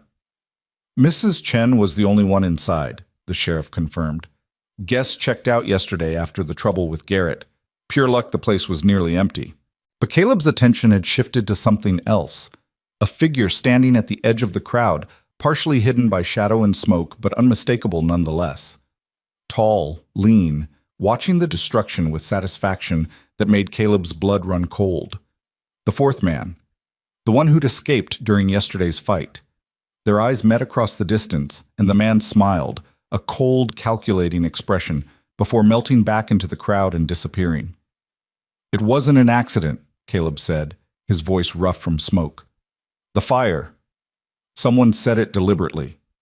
The sheriff followed his gaze, jaw tightening. "You sure?" "Saw one of Garrett's men, the one who ran yesterday." Caleb coughed, tasting ash and copper. "This is retaliation." Understanding rippled through the watching townspeople, anger replacing shock, determination hardening into something grimmer. They'd shown mercy yesterday, had captured rather than killed, had followed the forms of frontier justice, and this was their reward. "Then we find him," Thomas said flatly, his weathered face set in lines of pure fury. "We find him, and we end this before anyone else gets hurt." "Agreed." The sheriff turned to several men standing nearby. "Organize search parties. Check the timber camp, the mining operations, anywhere Garrett's people might hide. If you find him, bring him in alive if possible, dead if necessary." As men dispersed to begin the search, Eliza took Caleb's arm with surprising strength. "You're coming with me. Now. Before you collapse and make yourself into a patient I can't easily treat." He wanted to argue, wanted to join the search parties, wanted to do something useful instead of being led away like an invalid. But his body had other ideas, legs suddenly unsteady, vision graying at the edges, the delayed shock of running into a burning building finally catching up. The surgery was blessedly quiet after the chaos outside. Dr. Moore had already prepared supplies, apparently anticipating that Caleb would need treatment, whether he admitted it or not. Father and daughter worked in synchronized silence, cleaning burns, applying salve, wrapping bandages with efficient care. "You're lucky," Dr. Moore said as he examined Caleb's hands. "These could have been much worse. As it is, they'll heal clean if you keep them wrapped and avoid infection." "Can't avoid work." "You can and you will, for at least 3 days." The doctor's tone carried the kind of authority that probably made patients think twice about arguing. Burns are tricky. They seem minor until infection sets in and suddenly you're fighting for your life. So you'll rest, you'll keep these clean, and you'll let them heal properly. Can't rest. Need to help search for... You need to let others handle it, Eliza interrupted, her voice sharp with frustration and residual fear. You've done enough. You've risked yourself twice in 2 days for people you barely know. Now it's your turn to accept help instead of constantly providing it. Caleb looked at her, really looked, seeing past his own stubborn self-sufficiency, to recognize the genuine concern in her eyes, the way her hands trembled slightly as she wrapped his bandages, the tightness around her mouth that suggested she'd been more frightened than she'd admitted. "I'm sorry," he said quietly. "For what?" "For scaring you." Her hands stilled on the bandages. When she looked up, her eyes were bright with unshed tears. "I watched you run into a burning building without hesitation, watched the stairs collapse and thought..." She stopped, swallowing hard. "I thought I'd lost you before I even knew what having you might mean." Dr. Moore cleared his throat diplomatically. "I'll just go check on Mrs. Chen. Make sure her lungs are clear." He left quickly, giving them privacy that felt both appreciated and terrifying. Alone in the surgery, surrounded by the smell of carbolic acid and healing herbs, Caleb found himself face to face with everything he'd been running from. Eliza stood before him, her professional composure cracked just enough to show the emotion beneath, and he understood with absolute clarity that he'd reached a decision point. He could leave. Could collect whatever belongings had survived the fire, not much probably, and ride out before his presence brought more danger to people who didn't deserve it. Could return to cold mountains and chosen solitude where caring about someone couldn't hurt because there'd be no one to care about. Or he could stay. Could accept that Eliza was right, that surviving and living weren't the same thing, that 15 years of running had protected him from pain, but also from everything that made pain worthwhile. "I'm tired," he said finally, the admission feeling like stepping off a cliff. Tired of moving, tired of being alone, tired of pretending that isolation equals safety. "Then stop pretending." Eliza's voice was soft but steady. "Stop running and just be here. Be present. Be someone who belongs instead of someone passing through." "What if I don't know how?" "Then we'll figure it out together." She moved closer, her hand finding his, carefully, mindful of the bandages, but unmistakably deliberate. "I don't need you to be perfect or fearless or anything other than willing to try." Her hand in his felt like an anchor and a promise simultaneously. Caleb had spent 15 years avoiding exactly this kind of connection, convinced that caring only led to loss. But sitting in the surgery with burns aching and smoke still clinging to his clothes, he realized that loss wasn't the worst thing that could happen to a person. The worst thing was choosing to never care at all. "I'll stay," he said, the words feeling both terrifying and inevitable. "At least through winter. See how it goes." Eliza's smile was radiant and relieved, and so openly happy that Caleb felt something crack in his chest, not breaking, but opening, like ice giving way to running water beneath. "That's the best worst reason I've ever heard for anything," she said, echoing his earlier words back to him. Before he could respond, urgent shouting outside shattered the moment once again. They exchanged glances, hers concerned, his resigned, and moved to the window. What they saw made Caleb's blood run cold. The search parties had returned, but not with Garrett's escaped man. Instead, they dragged a wounded townsperson, young Jacob Miller, barely 20, who'd volunteered enthusiastically for the search. Blood soaked his shirt, his face was pale with shock, and in his hand he clutched a note written on torn paper. The sheriff took the note, read it, and his expression darkened to something that promised violence. Caleb was already moving toward the door, Eliza close behind, both of them drawn by the particular quality of silence that followed catastrophic news. "What happened?" Dr. Moore called, emerging from where he'd been treating Mrs. Chen, his medical bag already in hand. The sheriff looked up, his eyes finding Caleb with grim certainty. "They've taken hostages. 3 people from the logging camp, 2 men and a woman. Garrett's remaining men are holding them in the old mine shaft 5 miles north." He held up the note. "They want Hartley in exchange. Says if he doesn't come alone by sunset, they start killing hostages every hour. The words hit like physical blows. Caleb had known his presence might bring danger, had warned himself against staying precisely because of situations like this. But knowing abstractly that his past might catch up was different from watching it destroy innocent lives. "It's a trap," Thomas said unnecessarily, his face grim.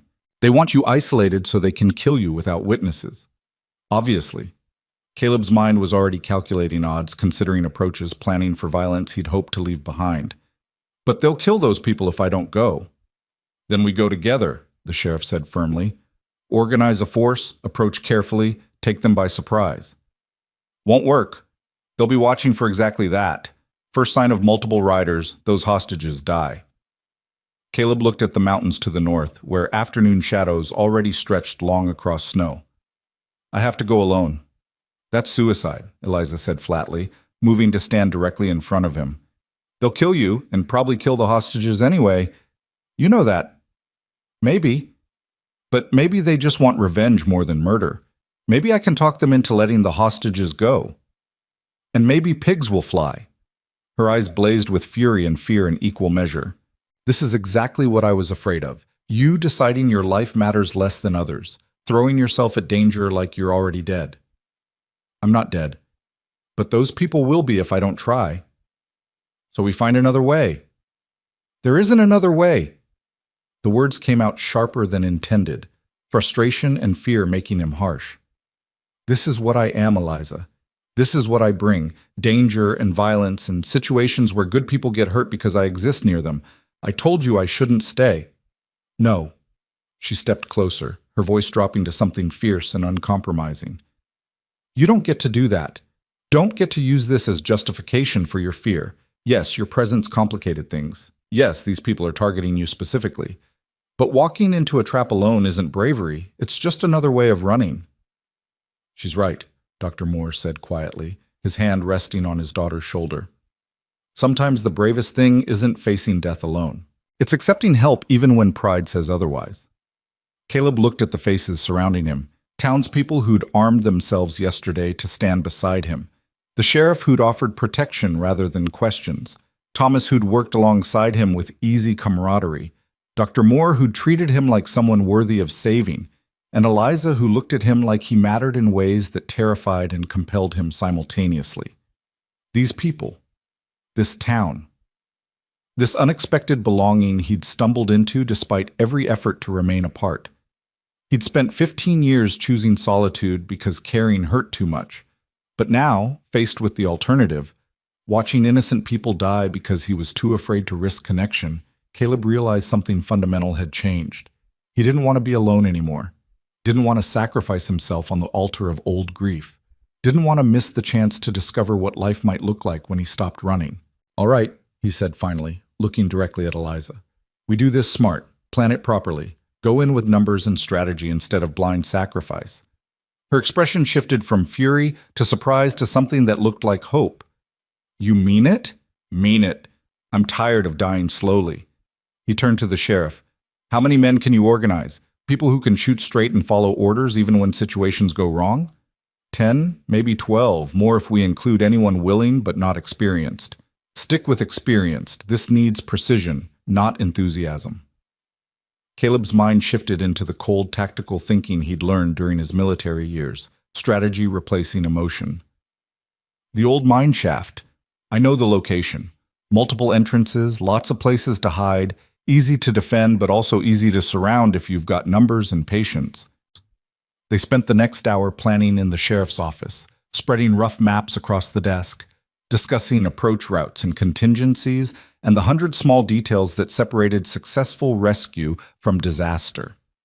Caleb found himself falling back into patterns he'd thought abandoned: military precision, tactical assessment, the particular mindset that treated violence as problem-solving rather than chaos. But this time felt different. This time he wasn't fighting alone or for abstract concepts like duty or orders. This time he fought for people who'd become real to him, for a town that had offered belonging, for a woman who'd challenged his carefully constructed walls, for the possibility that maybe life could mean something beyond simple survival. As sunset approached and the rescue party assembled, 12 men armed and grim-faced, horses stamping in cold air.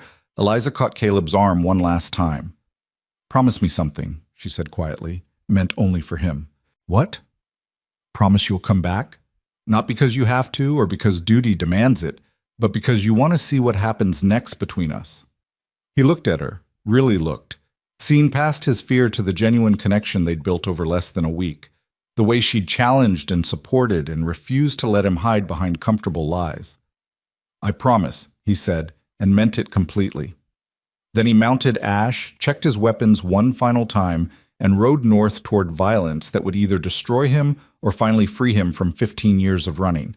The choice, he realized, was no longer about survival. It was about whether he had the courage to actually live. The old mine shaft sat in a narrow canyon 5 miles north of Redwood Crossing, surrounded by pines so dense they seemed to swallow daylight whole.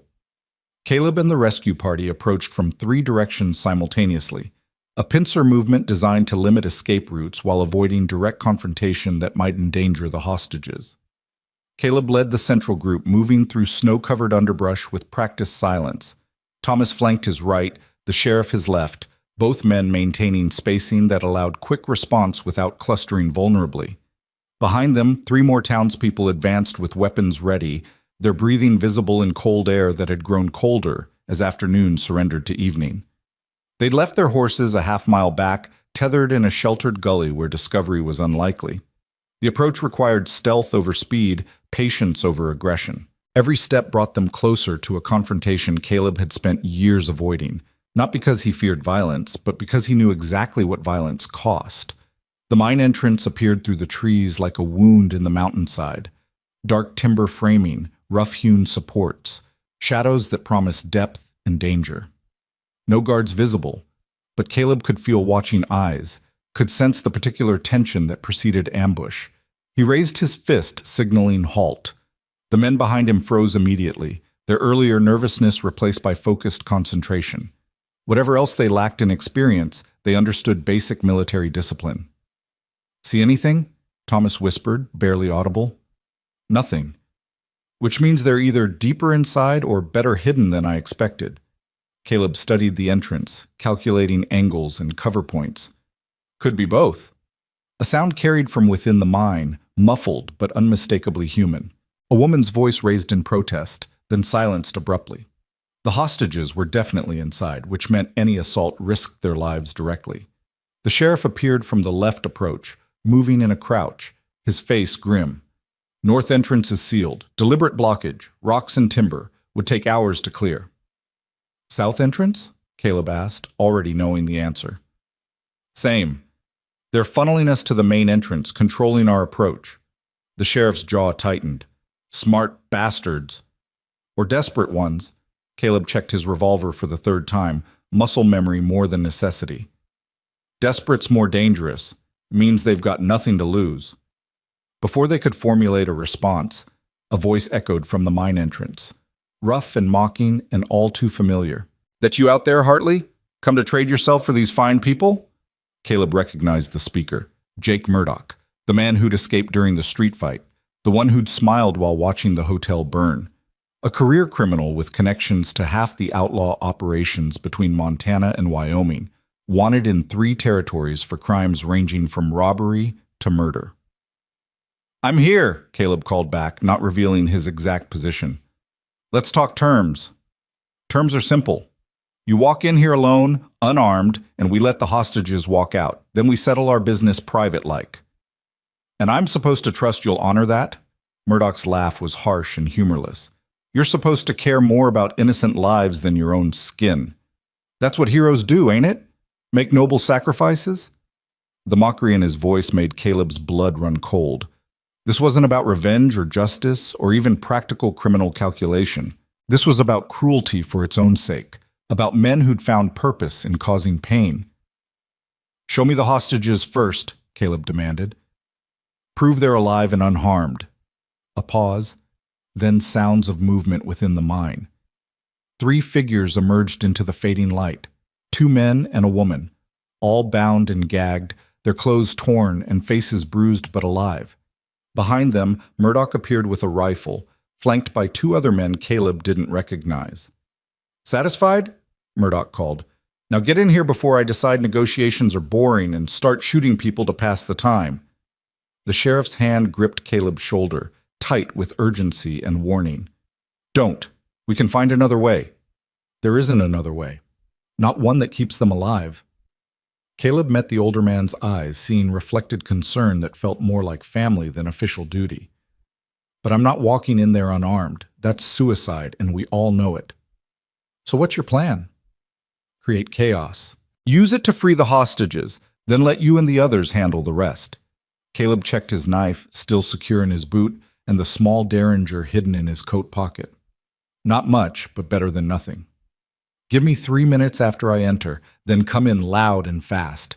They'll be focused on me, won't expect an assault from multiple directions.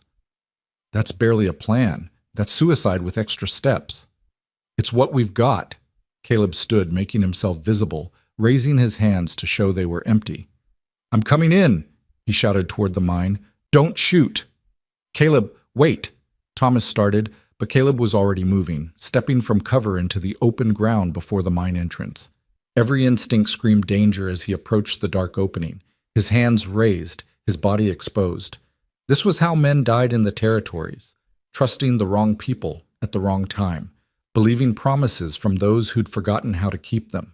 But as he crossed the threshold into shadow, as cold air from the mine's depths washed over him, Caleb felt something unexpected, not fear, but clarity.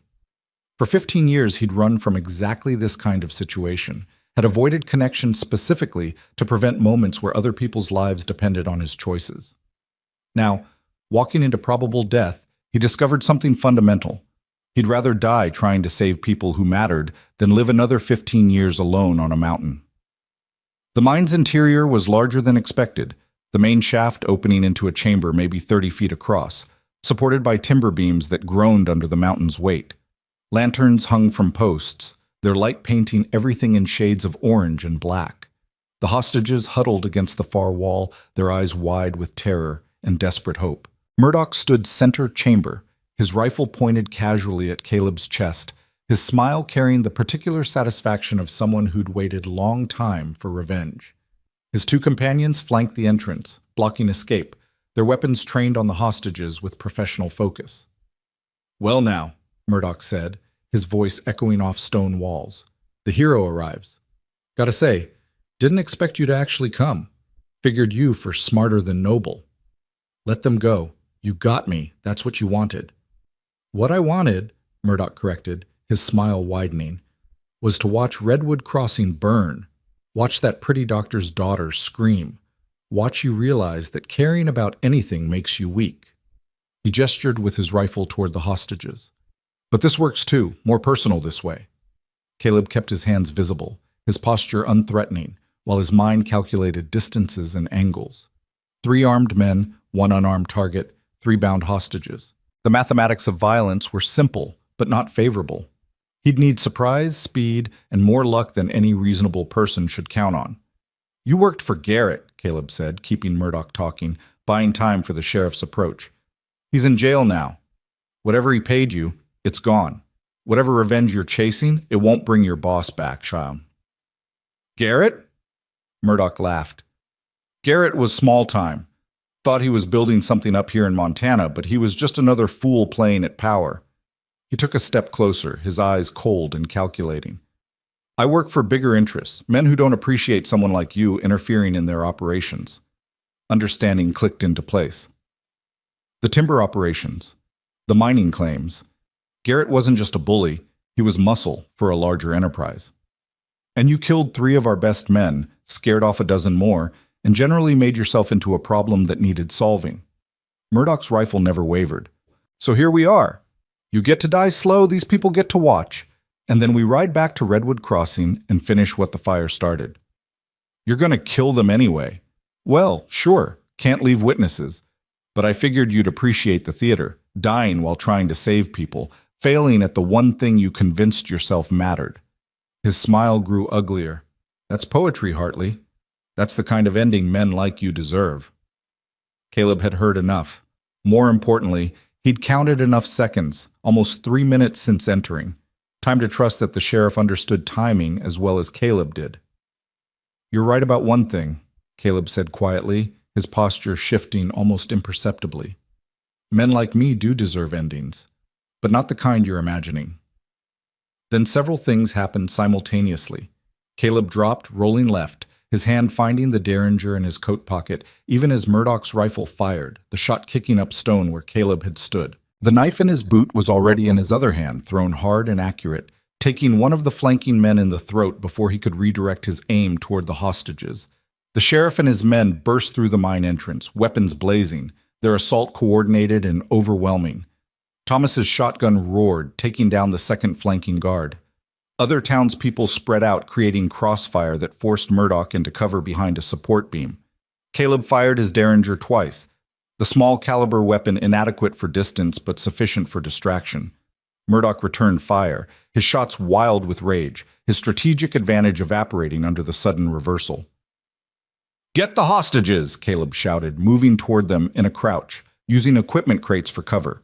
Bullets sparked off stone, filling the chamber with the deafening cacophony of enclosed gunfire. He reached the captives, cutting their bonds with swift efficiency, pushing them toward the mine entrance where Thomas and two others provided covering fire. The woman stumbled, terror making her clumsy, and Caleb caught her arm, steadying her, urging her forward. "Go! Move!" They fled toward safety, and Caleb turned back to find Murdoch emerging from cover, his rifle abandoned for a revolver, his face twisted with fury and desperation. "You think you won?" he snarled, advancing with the particular recklessness of someone who'd accepted death but wanted company for the journey. "Think saving a few people changes anything?" "Changes everything." Caleb's own revolver was in his hand now, the derringer discarded.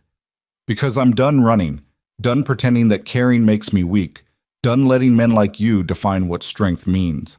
Murdoch fired. Caleb fired. Both shots found targets. Murdoch's bullet grazing Caleb's shoulder, spinning him sideways, pain bright and immediate. Caleb's bullet took Murdoch's center mass, the impact driving him backward against the stone wall. The outlaw slid down slowly, his revolver falling from nerveless fingers, his eyes wide with shock and dying rage. "Should have run," he whispered, blood flecking his lips. "Should have stayed alone where you belonged." "Probably."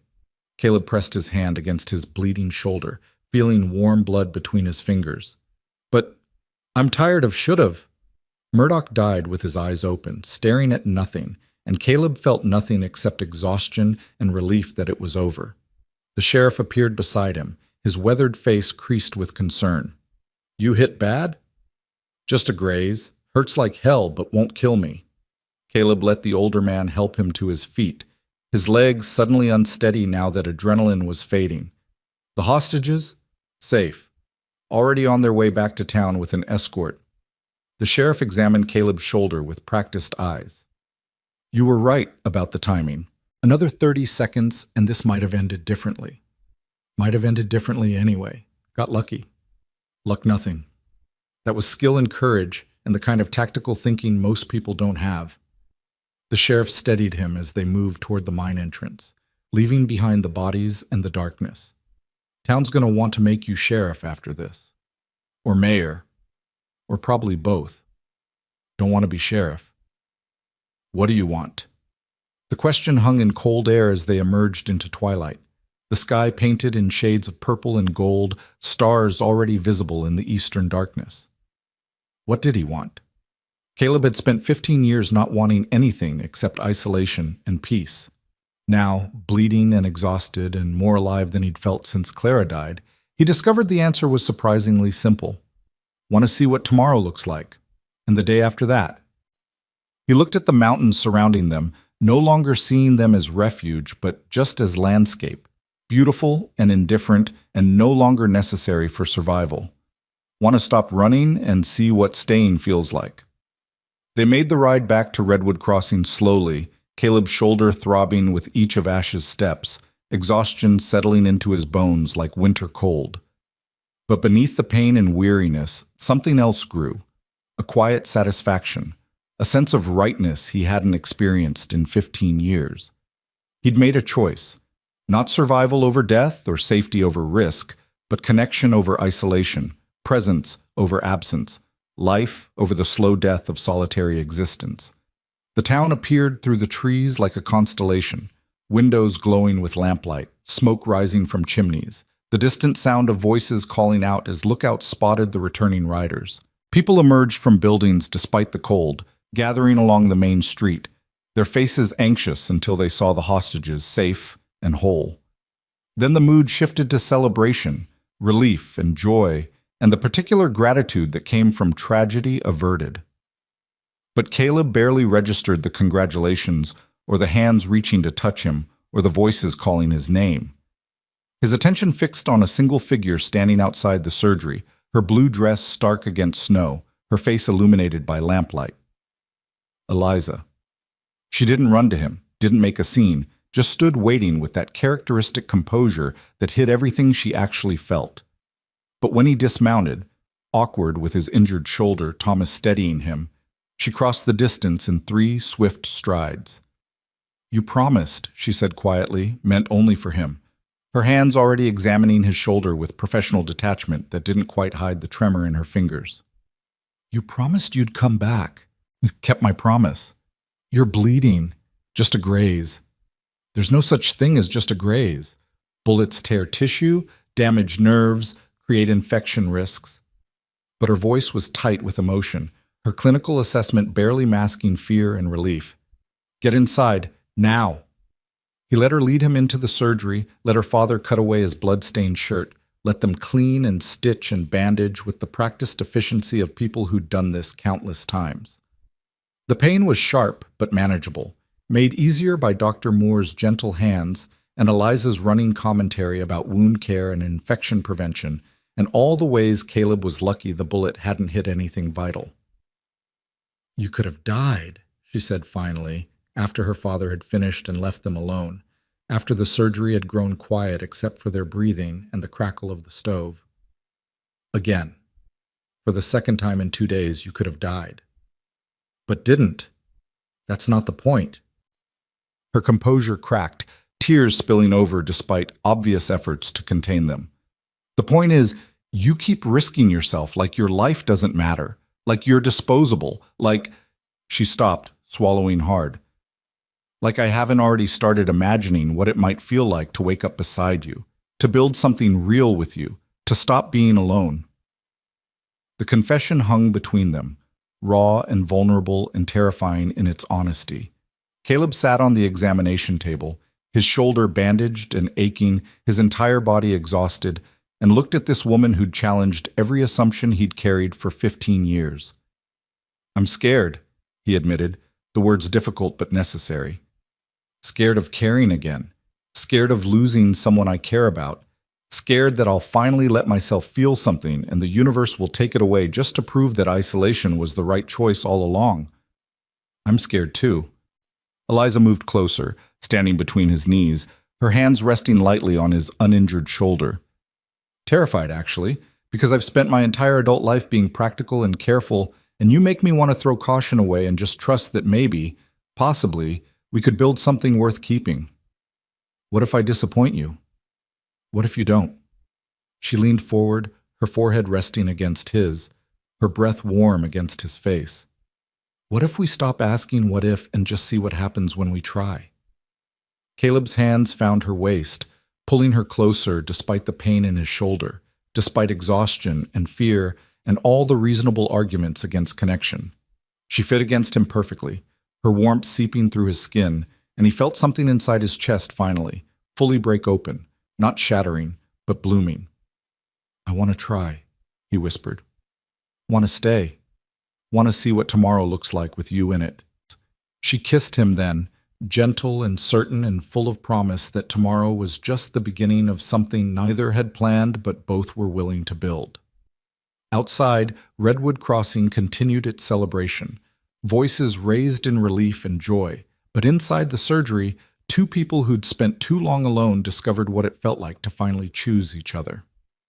The next morning brought unexpected crisis that would test Caleb's newfound commitment more severely than any bullet could.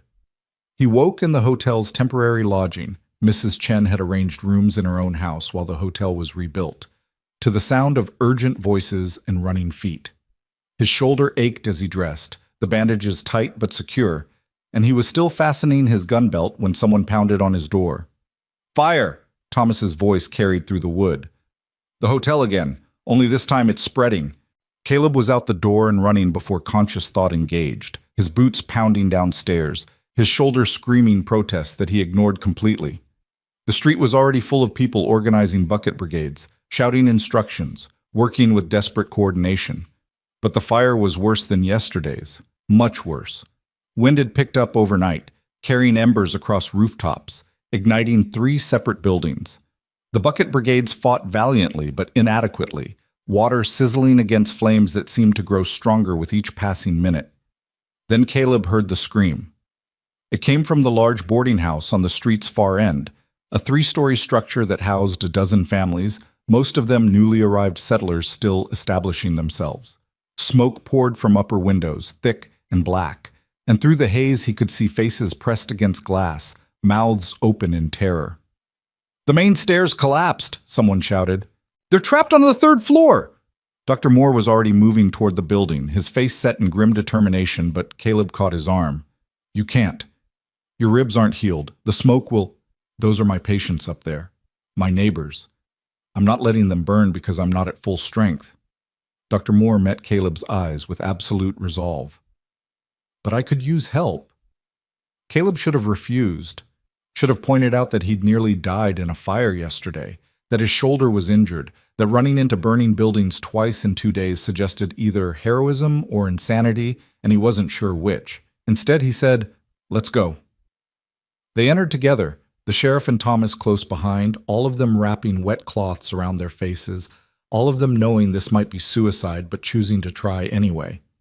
The interior was hellish, heat so intense it felt like walking into a furnace, smoke so thick that visibility dropped to inches. The collapsed staircase made a treacherous obstacle course of burning timber and broken supports. "There," Dr. Moore pointed toward a secondary staircase servants had once used, narrow, but still intact. They took it at a run, Caleb in the lead, his shoulders screaming with every jarring step. The 3rd-floor hallway was an inferno waiting to happen. Flames climbing walls, wooden floors creaking ominously, doors warping in their frames. Behind those doors, Caleb could hear crying, coughing, desperate prayers. They began breaking down doors, pulling out families, passing children down the line toward safety. A young mother with an infant, an elderly couple who could barely walk. 3 children huddled together, their faces streaked with soot and tears. "That's everyone from this hall!" the sheriff shouted over the roar of fire. "We need to move before—" A crack like thunder interrupted him. One of the main support beams gave way, and suddenly the floor was tilting, breaking apart, sending them all scrambling for purchase. Caleb grabbed the nearest child, a girl maybe 6 years old, and threw her toward Thomas, who caught her and kept moving toward the stairs. Dr. Moore had the elderly woman, half carrying her through smoke and chaos. Then Caleb heard it, a voice calling from the far end of the hallway, barely audible over the fire's roar, but unmistakably present. "Help! Someone, please! We're still here!" He looked toward the stairs, toward safety, toward the smart choice that would save his own life. Then he looked at the burning hallway, at the door where the voice originated, at the choice between survival and living. "Go!" he shouted at the others. "Get them out!" "Caleb," Dr. Moore started, "go! I'll get whoever's left." He didn't wait for argument, just turned and ran deeper into the burning building, toward the voice that needed him, toward the choice that Clara would have made, that the man he'd been before grief hollowed him out would have made without hesitation. The door was locked. Of course it was locked. Why would anything be simple? And Caleb kicked it twice before wood splintered enough to force entry. Inside, he found Eliza. She knelt beside a bed where a woman lay unconscious, clearly overcome by smoke, and Eliza was trying frantically to wake her, to drag her toward safety, her face streaked with tears and soot. "What are you doing here?" Caleb demanded, even as he was moving to help, lifting the unconscious woman with strength born of desperation. "Mrs. Patterson was ill. I was checking on her when the fire started, and she wouldn't wake up, and I couldn't leave her." Eliza's words tumbled over each other, panic and smoke inhalation making her voice ragged. The floor groaned ominously. Somewhere below, more beams collapsed. They had maybe seconds before this entire section came down. "Can you walk?" Caleb asked, already knowing the answer, already calculating how to carry both women if necessary. "Yes, but—" "Then move. Now. I've got her." They ran through an inferno that seemed determined to kill them, Caleb carrying Mrs. Patterson's limp form, Eliza beside him coughing violently, both of them stumbling over debris, feeling heat sear their exposed skin. The staircase appeared through smoke like salvation, and Caleb practically threw Mrs. Patterson into Thomas's waiting arms before turning back for Eliza. She was right behind him, until she wasn't. He turned to find her collapsed 3 feet from safety, unconscious from smoke inhalation, her body crumpled against burning floorboards. Time slowed.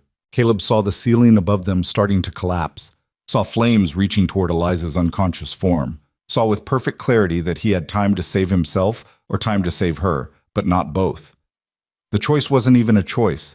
He dove back into the flames, grabbed Eliza, and threw her toward the stairs with every ounce of strength remaining. Thomas caught her, dragged her to safety.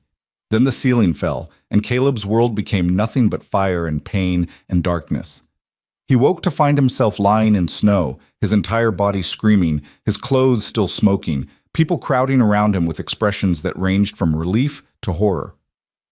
"Don't move," Dr. Moore ordered, his voice tight with professional concern and personal fear. "You're burned badly. We need to—" But Caleb was already forcing himself upright despite protests, his vision swimming, his hands raw and blistered. "Eliza, where's—" "Here." Her voice came weak but present, and he turned to find her being tended by the sheriff's wife, coughing but conscious and alive. "I'm here." Their eyes met across the smoking ruins, across the crowd of rescued families and exhausted rescuers, across everything that had almost been lost. She was alive. He was alive. And for the first time in 15 years, Caleb understood that living, actual living, not just surviving, meant accepting that loss was possible, but connection was worth the risk anyway. The burns were worse than Caleb wanted to admit. Dr. Moore worked through the night, cleaning and treating blistered hands and arms, applying salve that smelled like pine tar and something sharper, wrapping bandages with care that suggested both medical expertise and personal investment. "You're lucky," the doctor said quietly, his voice carrying the exhaustion of someone who'd spent hours treating fire victims. "Another few seconds and you would have been dead." "Don't feel lucky." Caleb's hands throbbed with each heartbeat, the pain constant and demanding. "Feels more like stupid." "Stupid would have been letting my daughter die." Dr. Moore met his eyes with an intensity that made Caleb understand exactly where Eliza got her directness. "What you did was brave. Reckless, certainly, but brave. She wouldn't have been in that building if not for me. If I'd left when I planned, if I'd kept moving like I always do, none of this would have happened." "You're right. None of this would have happened."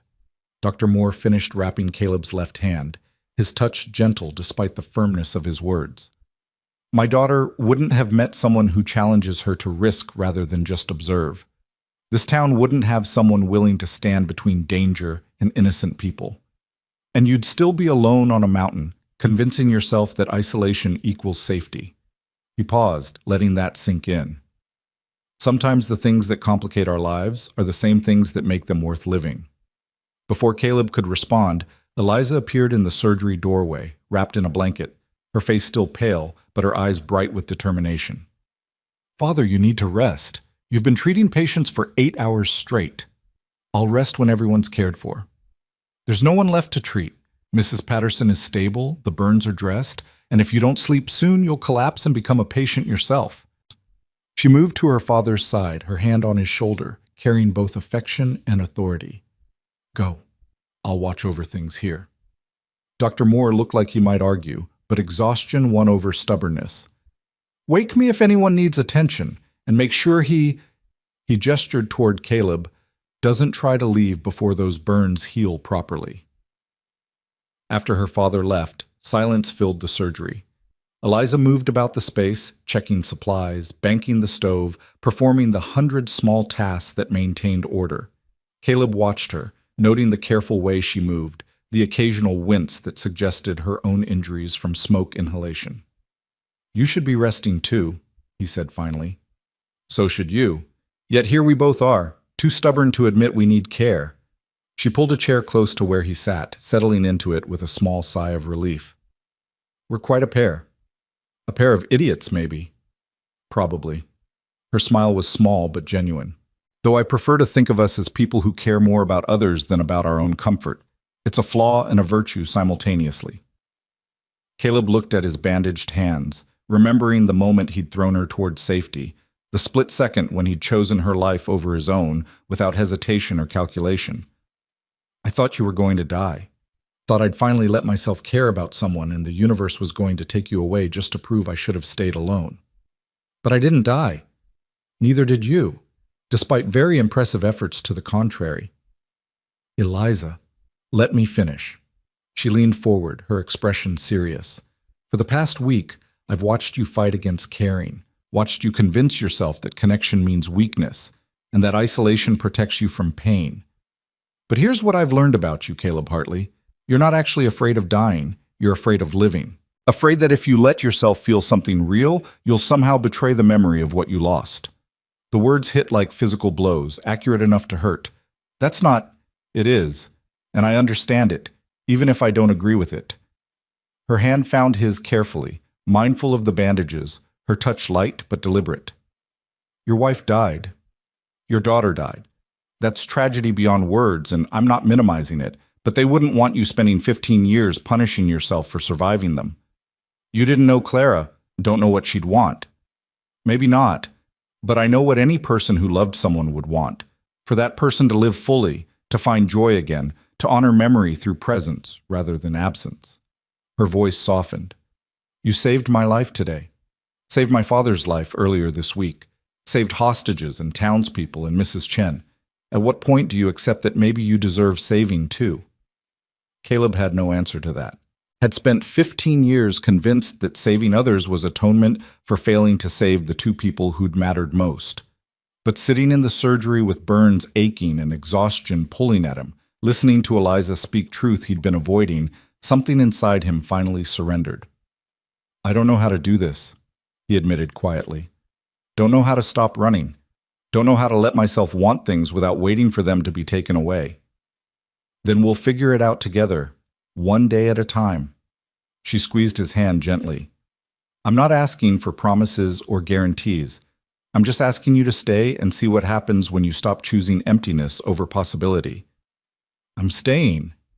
The words came easier now, felt more like truth than terror. Not because of obligation or guilt or because leaving would be difficult. Staying because I want to see what tomorrow looks like with you in it.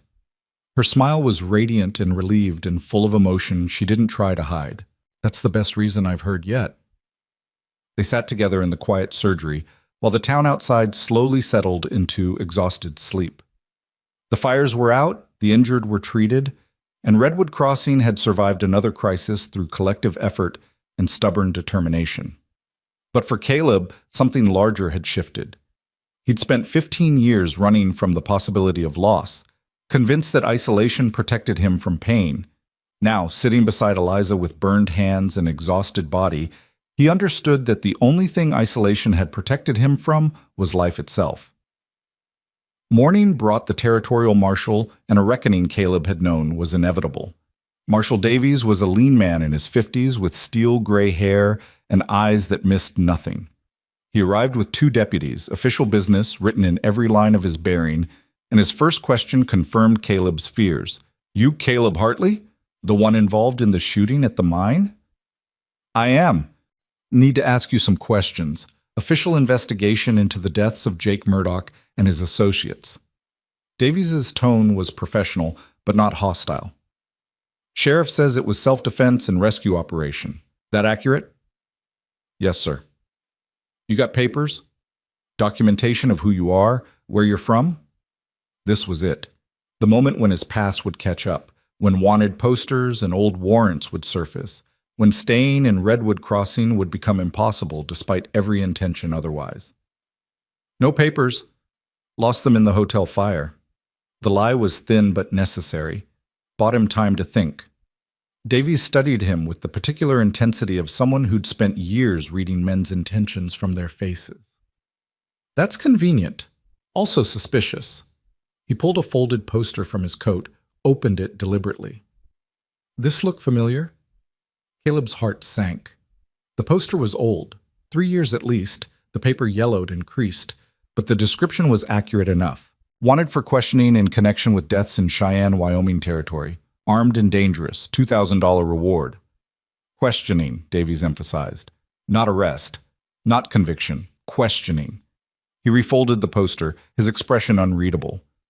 You know what I find interesting, Mr. Hartley? This poster's been out for 3 years and nobody's ever actually pressed charges. Just wanted for questioning, which makes me think maybe the deaths in question weren't quite as clear-cut as someone wanted them to appear. Marshal, let me finish. Davies settled into the chair across from Caleb, his posture relaxed despite the weight of the conversation. I've been marshal for 20 years, seen a lot of men running from their pasts. Some deserve to be caught. Others deserve a chance to prove they're more than their worst moments. He gestured toward Caleb's bandaged hands.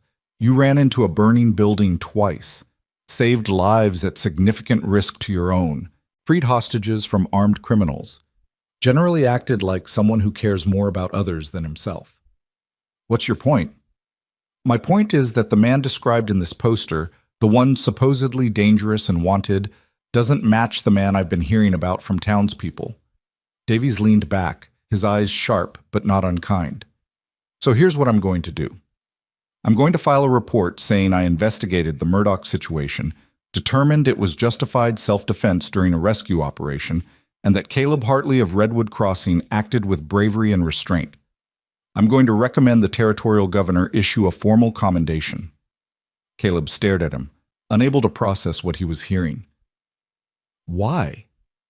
Because justice isn't always about following rules. Sometimes it's about recognizing when a man's trying to be better than his past. Davies stood, adjusting his coat. I will need you to come to the territorial capital in the spring.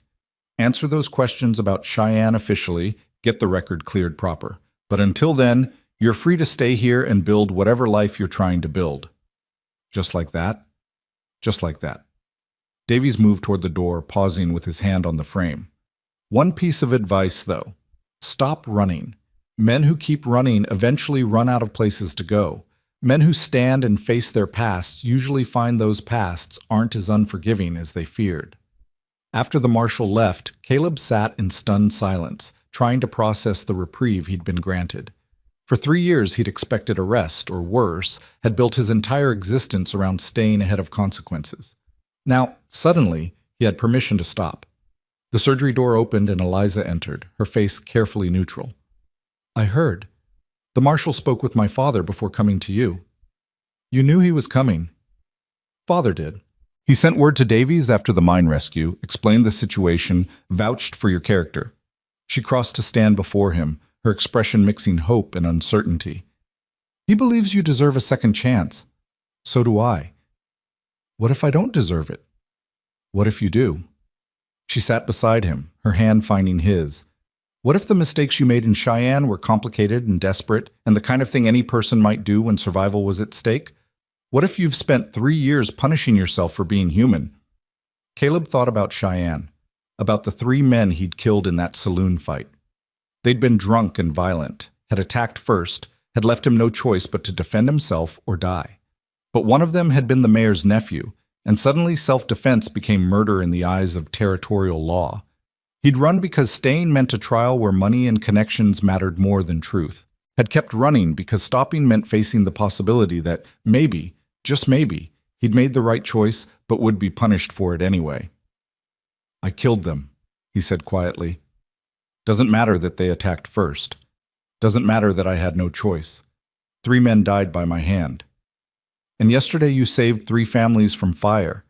Last week you rescued 3 hostages from armed criminals. 2 days ago you saved my father from Garrett. Eliza's voice was steady and certain. You're not defined by your worst moment, Caleb. You're defined by the sum of all your moments. And from where I stand, that sum is someone worth knowing, worth caring about, worth building a future with. The words settled into his chest, warm and terrifying and utterly sincere. Caleb had spent 15 years convinced he didn't deserve happiness or connection or anything beyond basic survival. But Eliza looked at him like he was someone valuable, someone worthy of love and trust and all the complicated, messy, beautiful things that came with choosing to stay. "I want that," he admitted.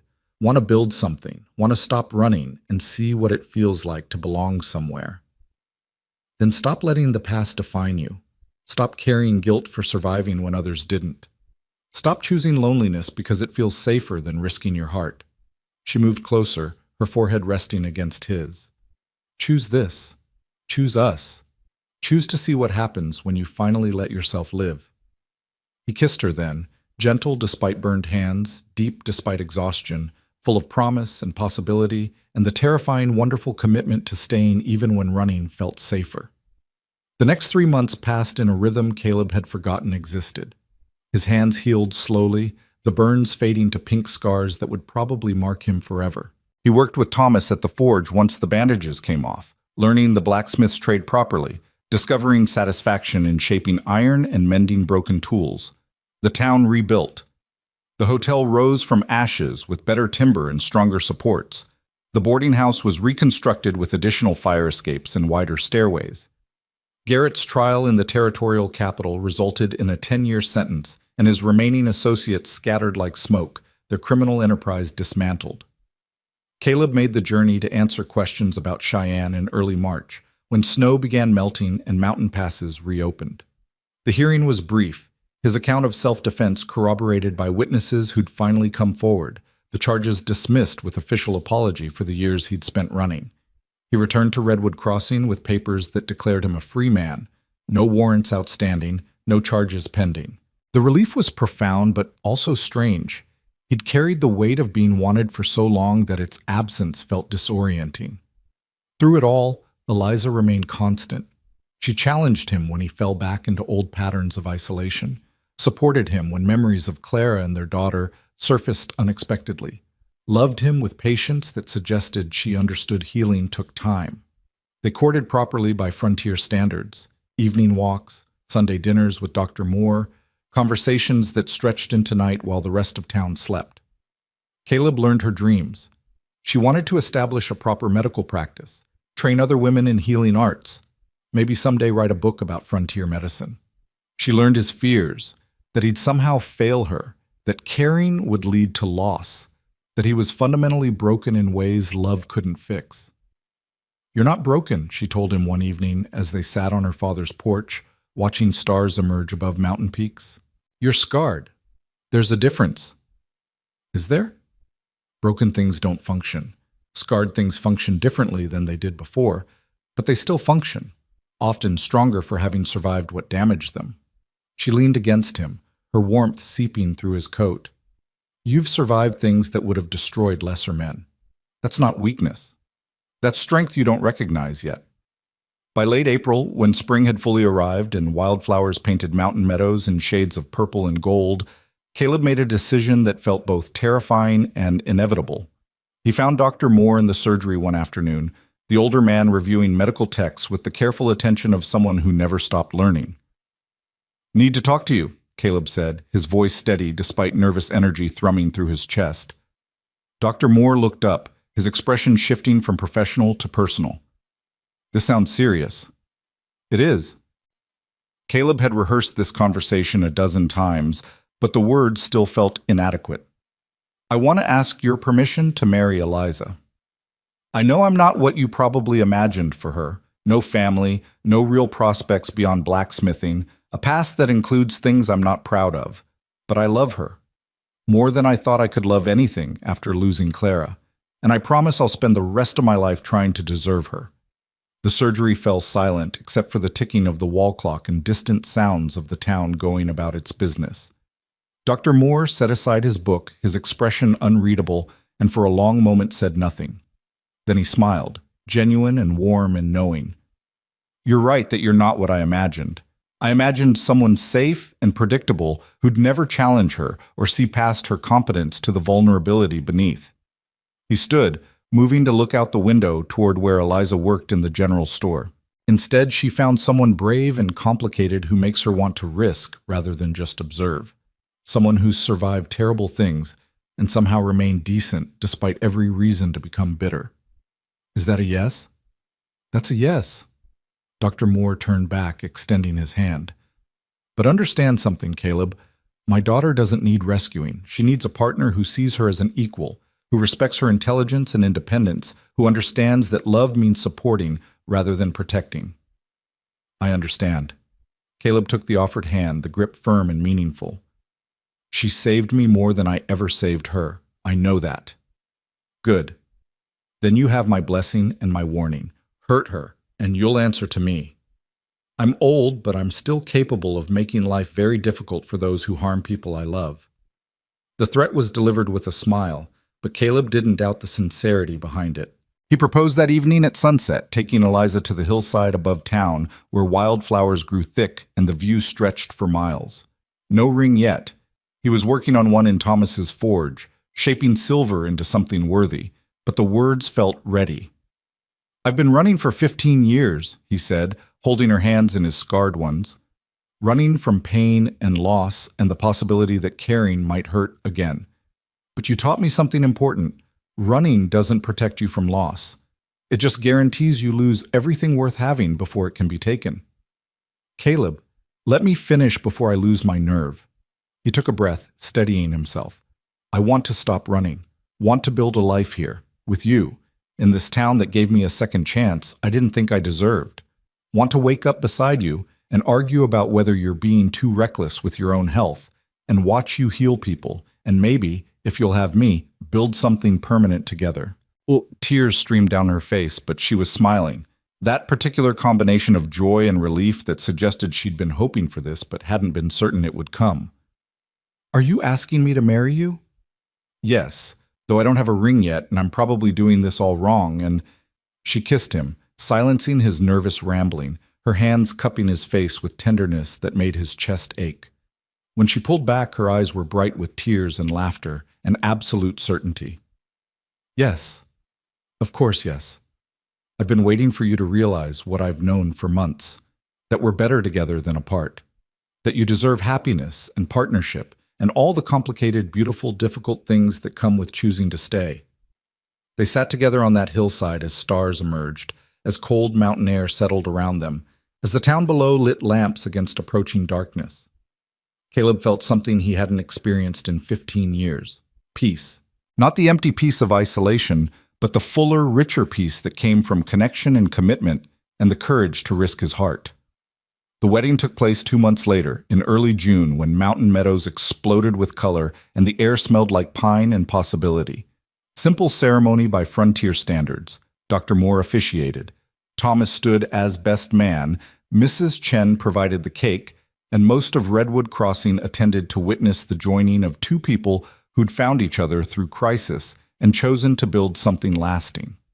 Eliza wore a simple dress in cream-colored silk, her dark hair loose around her shoulders, and when Caleb saw her walking toward him through wildflowers, his breath caught. She was beautiful, not in the delicate way that required protection, but in the strong, certain way that suggested partnership and equals. The vows were traditional, but felt revolutionary. Caleb promised to honor and cherish, to stand beside rather than in front of, to support her ambitions and respect her independence. Eliza promised the same, her voice steady and clear, her eyes never leaving his. When the ceremony concluded and they turned to face their community, Caleb understood something fundamental. This was what living looked like. Not the absence of pain or fear or difficulty, but the presence of connection strong enough to make those challenges worthwhile. They built a home together that summer, not on Caleb's isolated mountain land, but on a piece of property at the edge of town. Close enough for community, far enough for privacy. Caleb designed the structure with Thomas's help, incorporating lessons learned from watching buildings burn. Stone foundation, wide doors, multiple exits, a workspace where Eliza could treat patients and Caleb could maintain his blacksmithing tools. The house rose through August and September, shaped by their combined efforts and the help of townspeople who'd become friends and family. By October, when the first snow-dusted mountain peaks, they moved in. christening each room with laughter and love and the particular satisfaction of building something from nothing. Winter settled around Redwood Crossing like a blanket, and Caleb discovered what it meant to weather cold months beside someone who chose to stay through difficulty rather than flee when things got hard. They learned each other's rhythms, Eliza's tendency to work past exhaustion treating patients, Caleb's occasional retreats into silence when memories surfaced.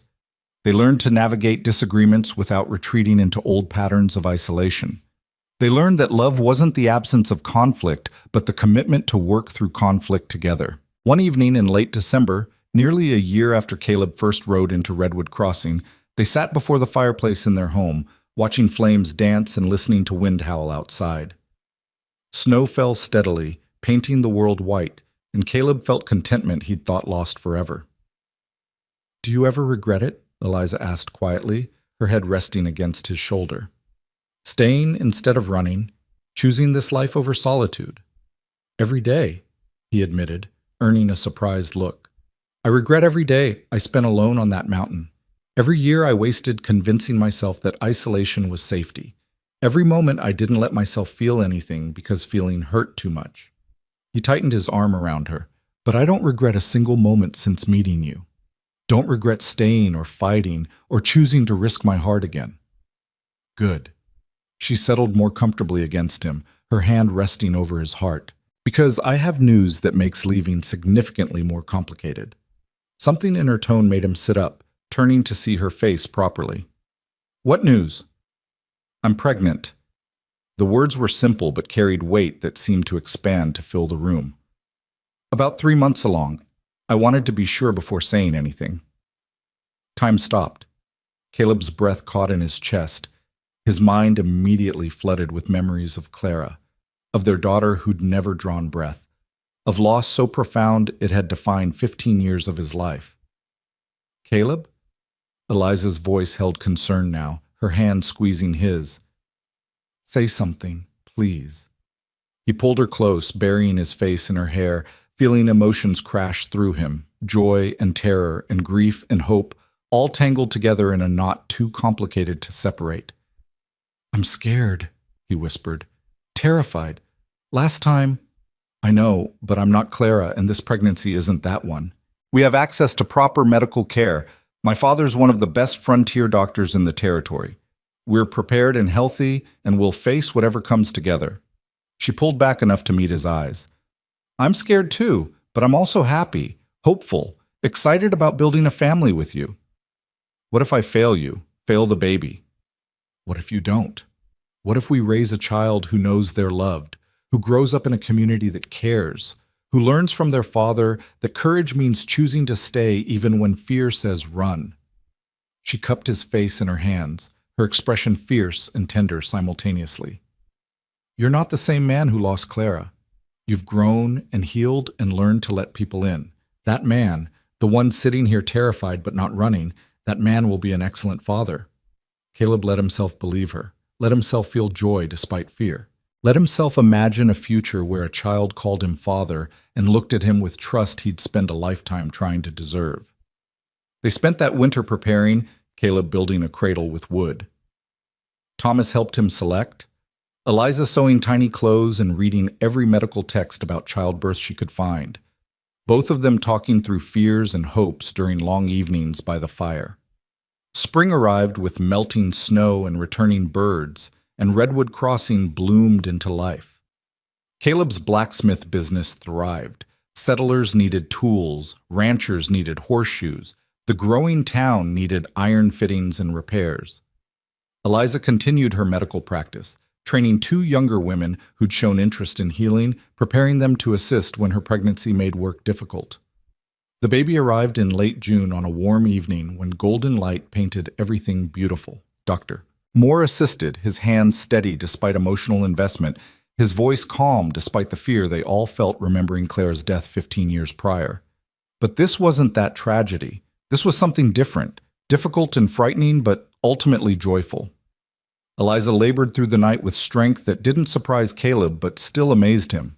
And when dawn broke and their son's first cry split the air, Caleb felt something inside him finally, completely heal. He held his son, small and red-faced and perfect, while Eliza rested, exhausted but triumphant.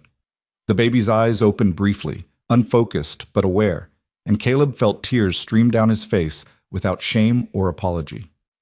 "Hello, Samuel," he whispered, using the name they'd chosen together. "I'm your father, and I promise you something right now. I will never run from you. We'll never choose absence over presence. We'll spend every day showing you what it means to stay and love and build something worth keeping." The baby made a small sound, not quite words, but not quite meaningless either, and Caleb laughed through tears, feeling joy so profound it almost hurt. Eliza stirred, her eyes opening, her smile tired but radiant. "Let me see him." Caleb placed Samuel in her arms, watching mother and son meet for the first time, seeing the instant recognition and bond that formed. Dr. Moore stood nearby, his own eyes wet, his expression carrying relief and pride and the particular joy of witnessing life successfully brought into the world. "You did it," Caleb told Eliza, brushing sweat-dampened hair from her forehead. "You were incredible." "We did it," she corrected, her hand finding his. "Together." That evening, as news spread through Redwood Crossing and well-wishers gathered outside their home, Caleb stood at the window holding his sleeping son, watching the town he'd once intended to pass through in a single day. This place had given him everything, second chances and community and love, and now family. Had taken a man determined to die slowly on a mountain and shown him what living actually meant. He thought about Clara sometimes still, about their daughter who'd never drawn breath. The pain had softened over time, transformed from sharp grief into gentle memory. He liked to think she'd be happy for him, would approve of Eliza and Samuel and the life he'd built from the ruins of loss. "You should rest," Dr. Moore said quietly, entering the room with the particular stealth physicians developed. "Both of you need sleep while Samuel allows it." "Can't seem to stop watching him. Afraid if I look away, this will all disappear." "It won't disappear. This is real and permanent and exactly what you deserve." The older man squeezed Caleb's shoulder. "You're a father now. That's a gift and a responsibility, and I have absolute faith you'll excel at both. Because I'm so experienced with success? Because you're experienced with failure and chose to try again anyway. That's the definition of courage. Continuing despite fear, building despite loss, loving despite knowing love can hurt." Dr. Moore moved toward the door, pausing to look back. "Welcome to fatherhood, Caleb. It's terrifying and exhausting and the best decision you'll ever make." After he left, Caleb returned to the bedroom where Eliza slept with Samuel tucked safely beside her, both of them peaceful in the golden evening light. He settled into the chair beside the bed, content to watch over them, to be present in this moment rather than running toward or away from anything. The years that followed were marked not by dramatic crisis, but by the steady accumulation of ordinary moments that built into extraordinary life. Samuel grew strong and curious, learning to walk and talk, and eventually to help in Caleb's workshop. 2 more children followed, a daughter named Clara after the wife Caleb had lost, and another son they named Thomas after the blacksmith who'd become like family. Redwood Crossing grew too, expanding from frontier outpost to established town, gaining railroad connections and telegraph lines, and all the marks of civilization creeping westward. Caleb and Thomas expanded their blacksmith operation, training younger men in the trade, building a business that served the entire region. Eliza established a proper medical practice, complete with trained assistants and regular clinics for those who couldn't afford private care. She wrote that book about frontier medicine she'd dreamed of, became known throughout Montana Territory as an expert in emergency treatment and women's health.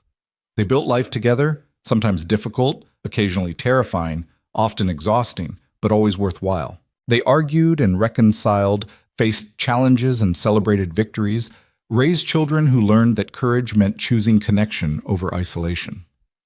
On a warm June evening 20 years after Caleb first rode into Redwood Crossing, he stood on the porch of their home watching the sunset behind mountain peaks. Samuel worked in the forge, preparing to take over the business. Clara studied medicine with her mother. Young Thomas played in the yard with the careful seriousness of an 8-year-old. Eliza joined him on the porch, her hair now streaked with silver, her face lined with years of laughter and worry and love. She fit against his side perfectly, the way she had from the beginning, and they stood together in comfortable silence watching their life unfold before them. "Do you ever think about it?" she asked finally. "About the man you were when you arrived? The one so determined to disappear into the mountains?" "Sometimes." Caleb's arm tightened around her. "Mostly I think about how grateful I am that you didn't let me, how grateful I am that you challenged me to choose living over surviving." "I didn't do that. You did. I just reminded you that the option existed." "You did more than remind me. You showed me what life could look like when I stopped running." He turned to face her fully, seeing in her eyes the same creek water clarity that had first unsettled him. "You saved my life, Eliza. Not by pulling me from burning buildings or stopping bullets, but by refusing to let me waste what I'd been given." "We saved each other," she corrected gently. "That's what love does. It creates space for people to become their best selves, to heal and grow and discover they're stronger together than apart." Their children called from inside, something about dinner being ready, about needing arbitration in some minor dispute, and they turned toward the house together, toward the warmth and chaos and beautiful complication of family. As they crossed the threshold, Caleb paused for just a moment, looking back at the mountains where he'd once planned to disappear. They still stood majestic and indifferent, still offered the same cold isolation he'd once craved, but they held no appeal anymore. He'd learned that peace didn't come from running away from pain. It came from choosing to stay and build something worth protecting. That surviving wasn't the same as living, that the bravest choice he'd ever made was not the gunfights, or the burning buildings, or the dramatic rescues. The bravest choice had been staying, choosing to risk his heart, choosing to believe that love was worth the possibility of loss, choosing to live. He closed the door on the mountain cold and turned toward the warmth waiting inside, toward his wife and children and the life they'd built together, toward the future he'd almost run from, but now embraced completely. The man who'd ridden into Redwood Crossing 20 years ago, determined to vanish into wilderness, was gone. In his place stood someone better, a husband, father, craftsman, friend, and member of a community that had given him the second chance he hadn't known he needed. And every morning when he woke beside Eliza, every evening when he gathered with his family, every moment he chose presence over absence, Caleb Hartley understood that he'd found what he'd been searching for during 15 years of running. He'd found home. Not a place, but a choice. The daily decision to stay and love and build despite knowing that life was fragile and temporary and precious beyond measure. He'd found peace. Not the empty peace of isolation, but the richer, deeper peace that came from connection and commitment and the courage to risk everything on the possibility that caring was worth the cost. He'd found himself, not the broken man who'd buried his wife and daughter and walked away from life, but the man he'd become through choosing, again and again, day after day, to live fully rather than simply survive.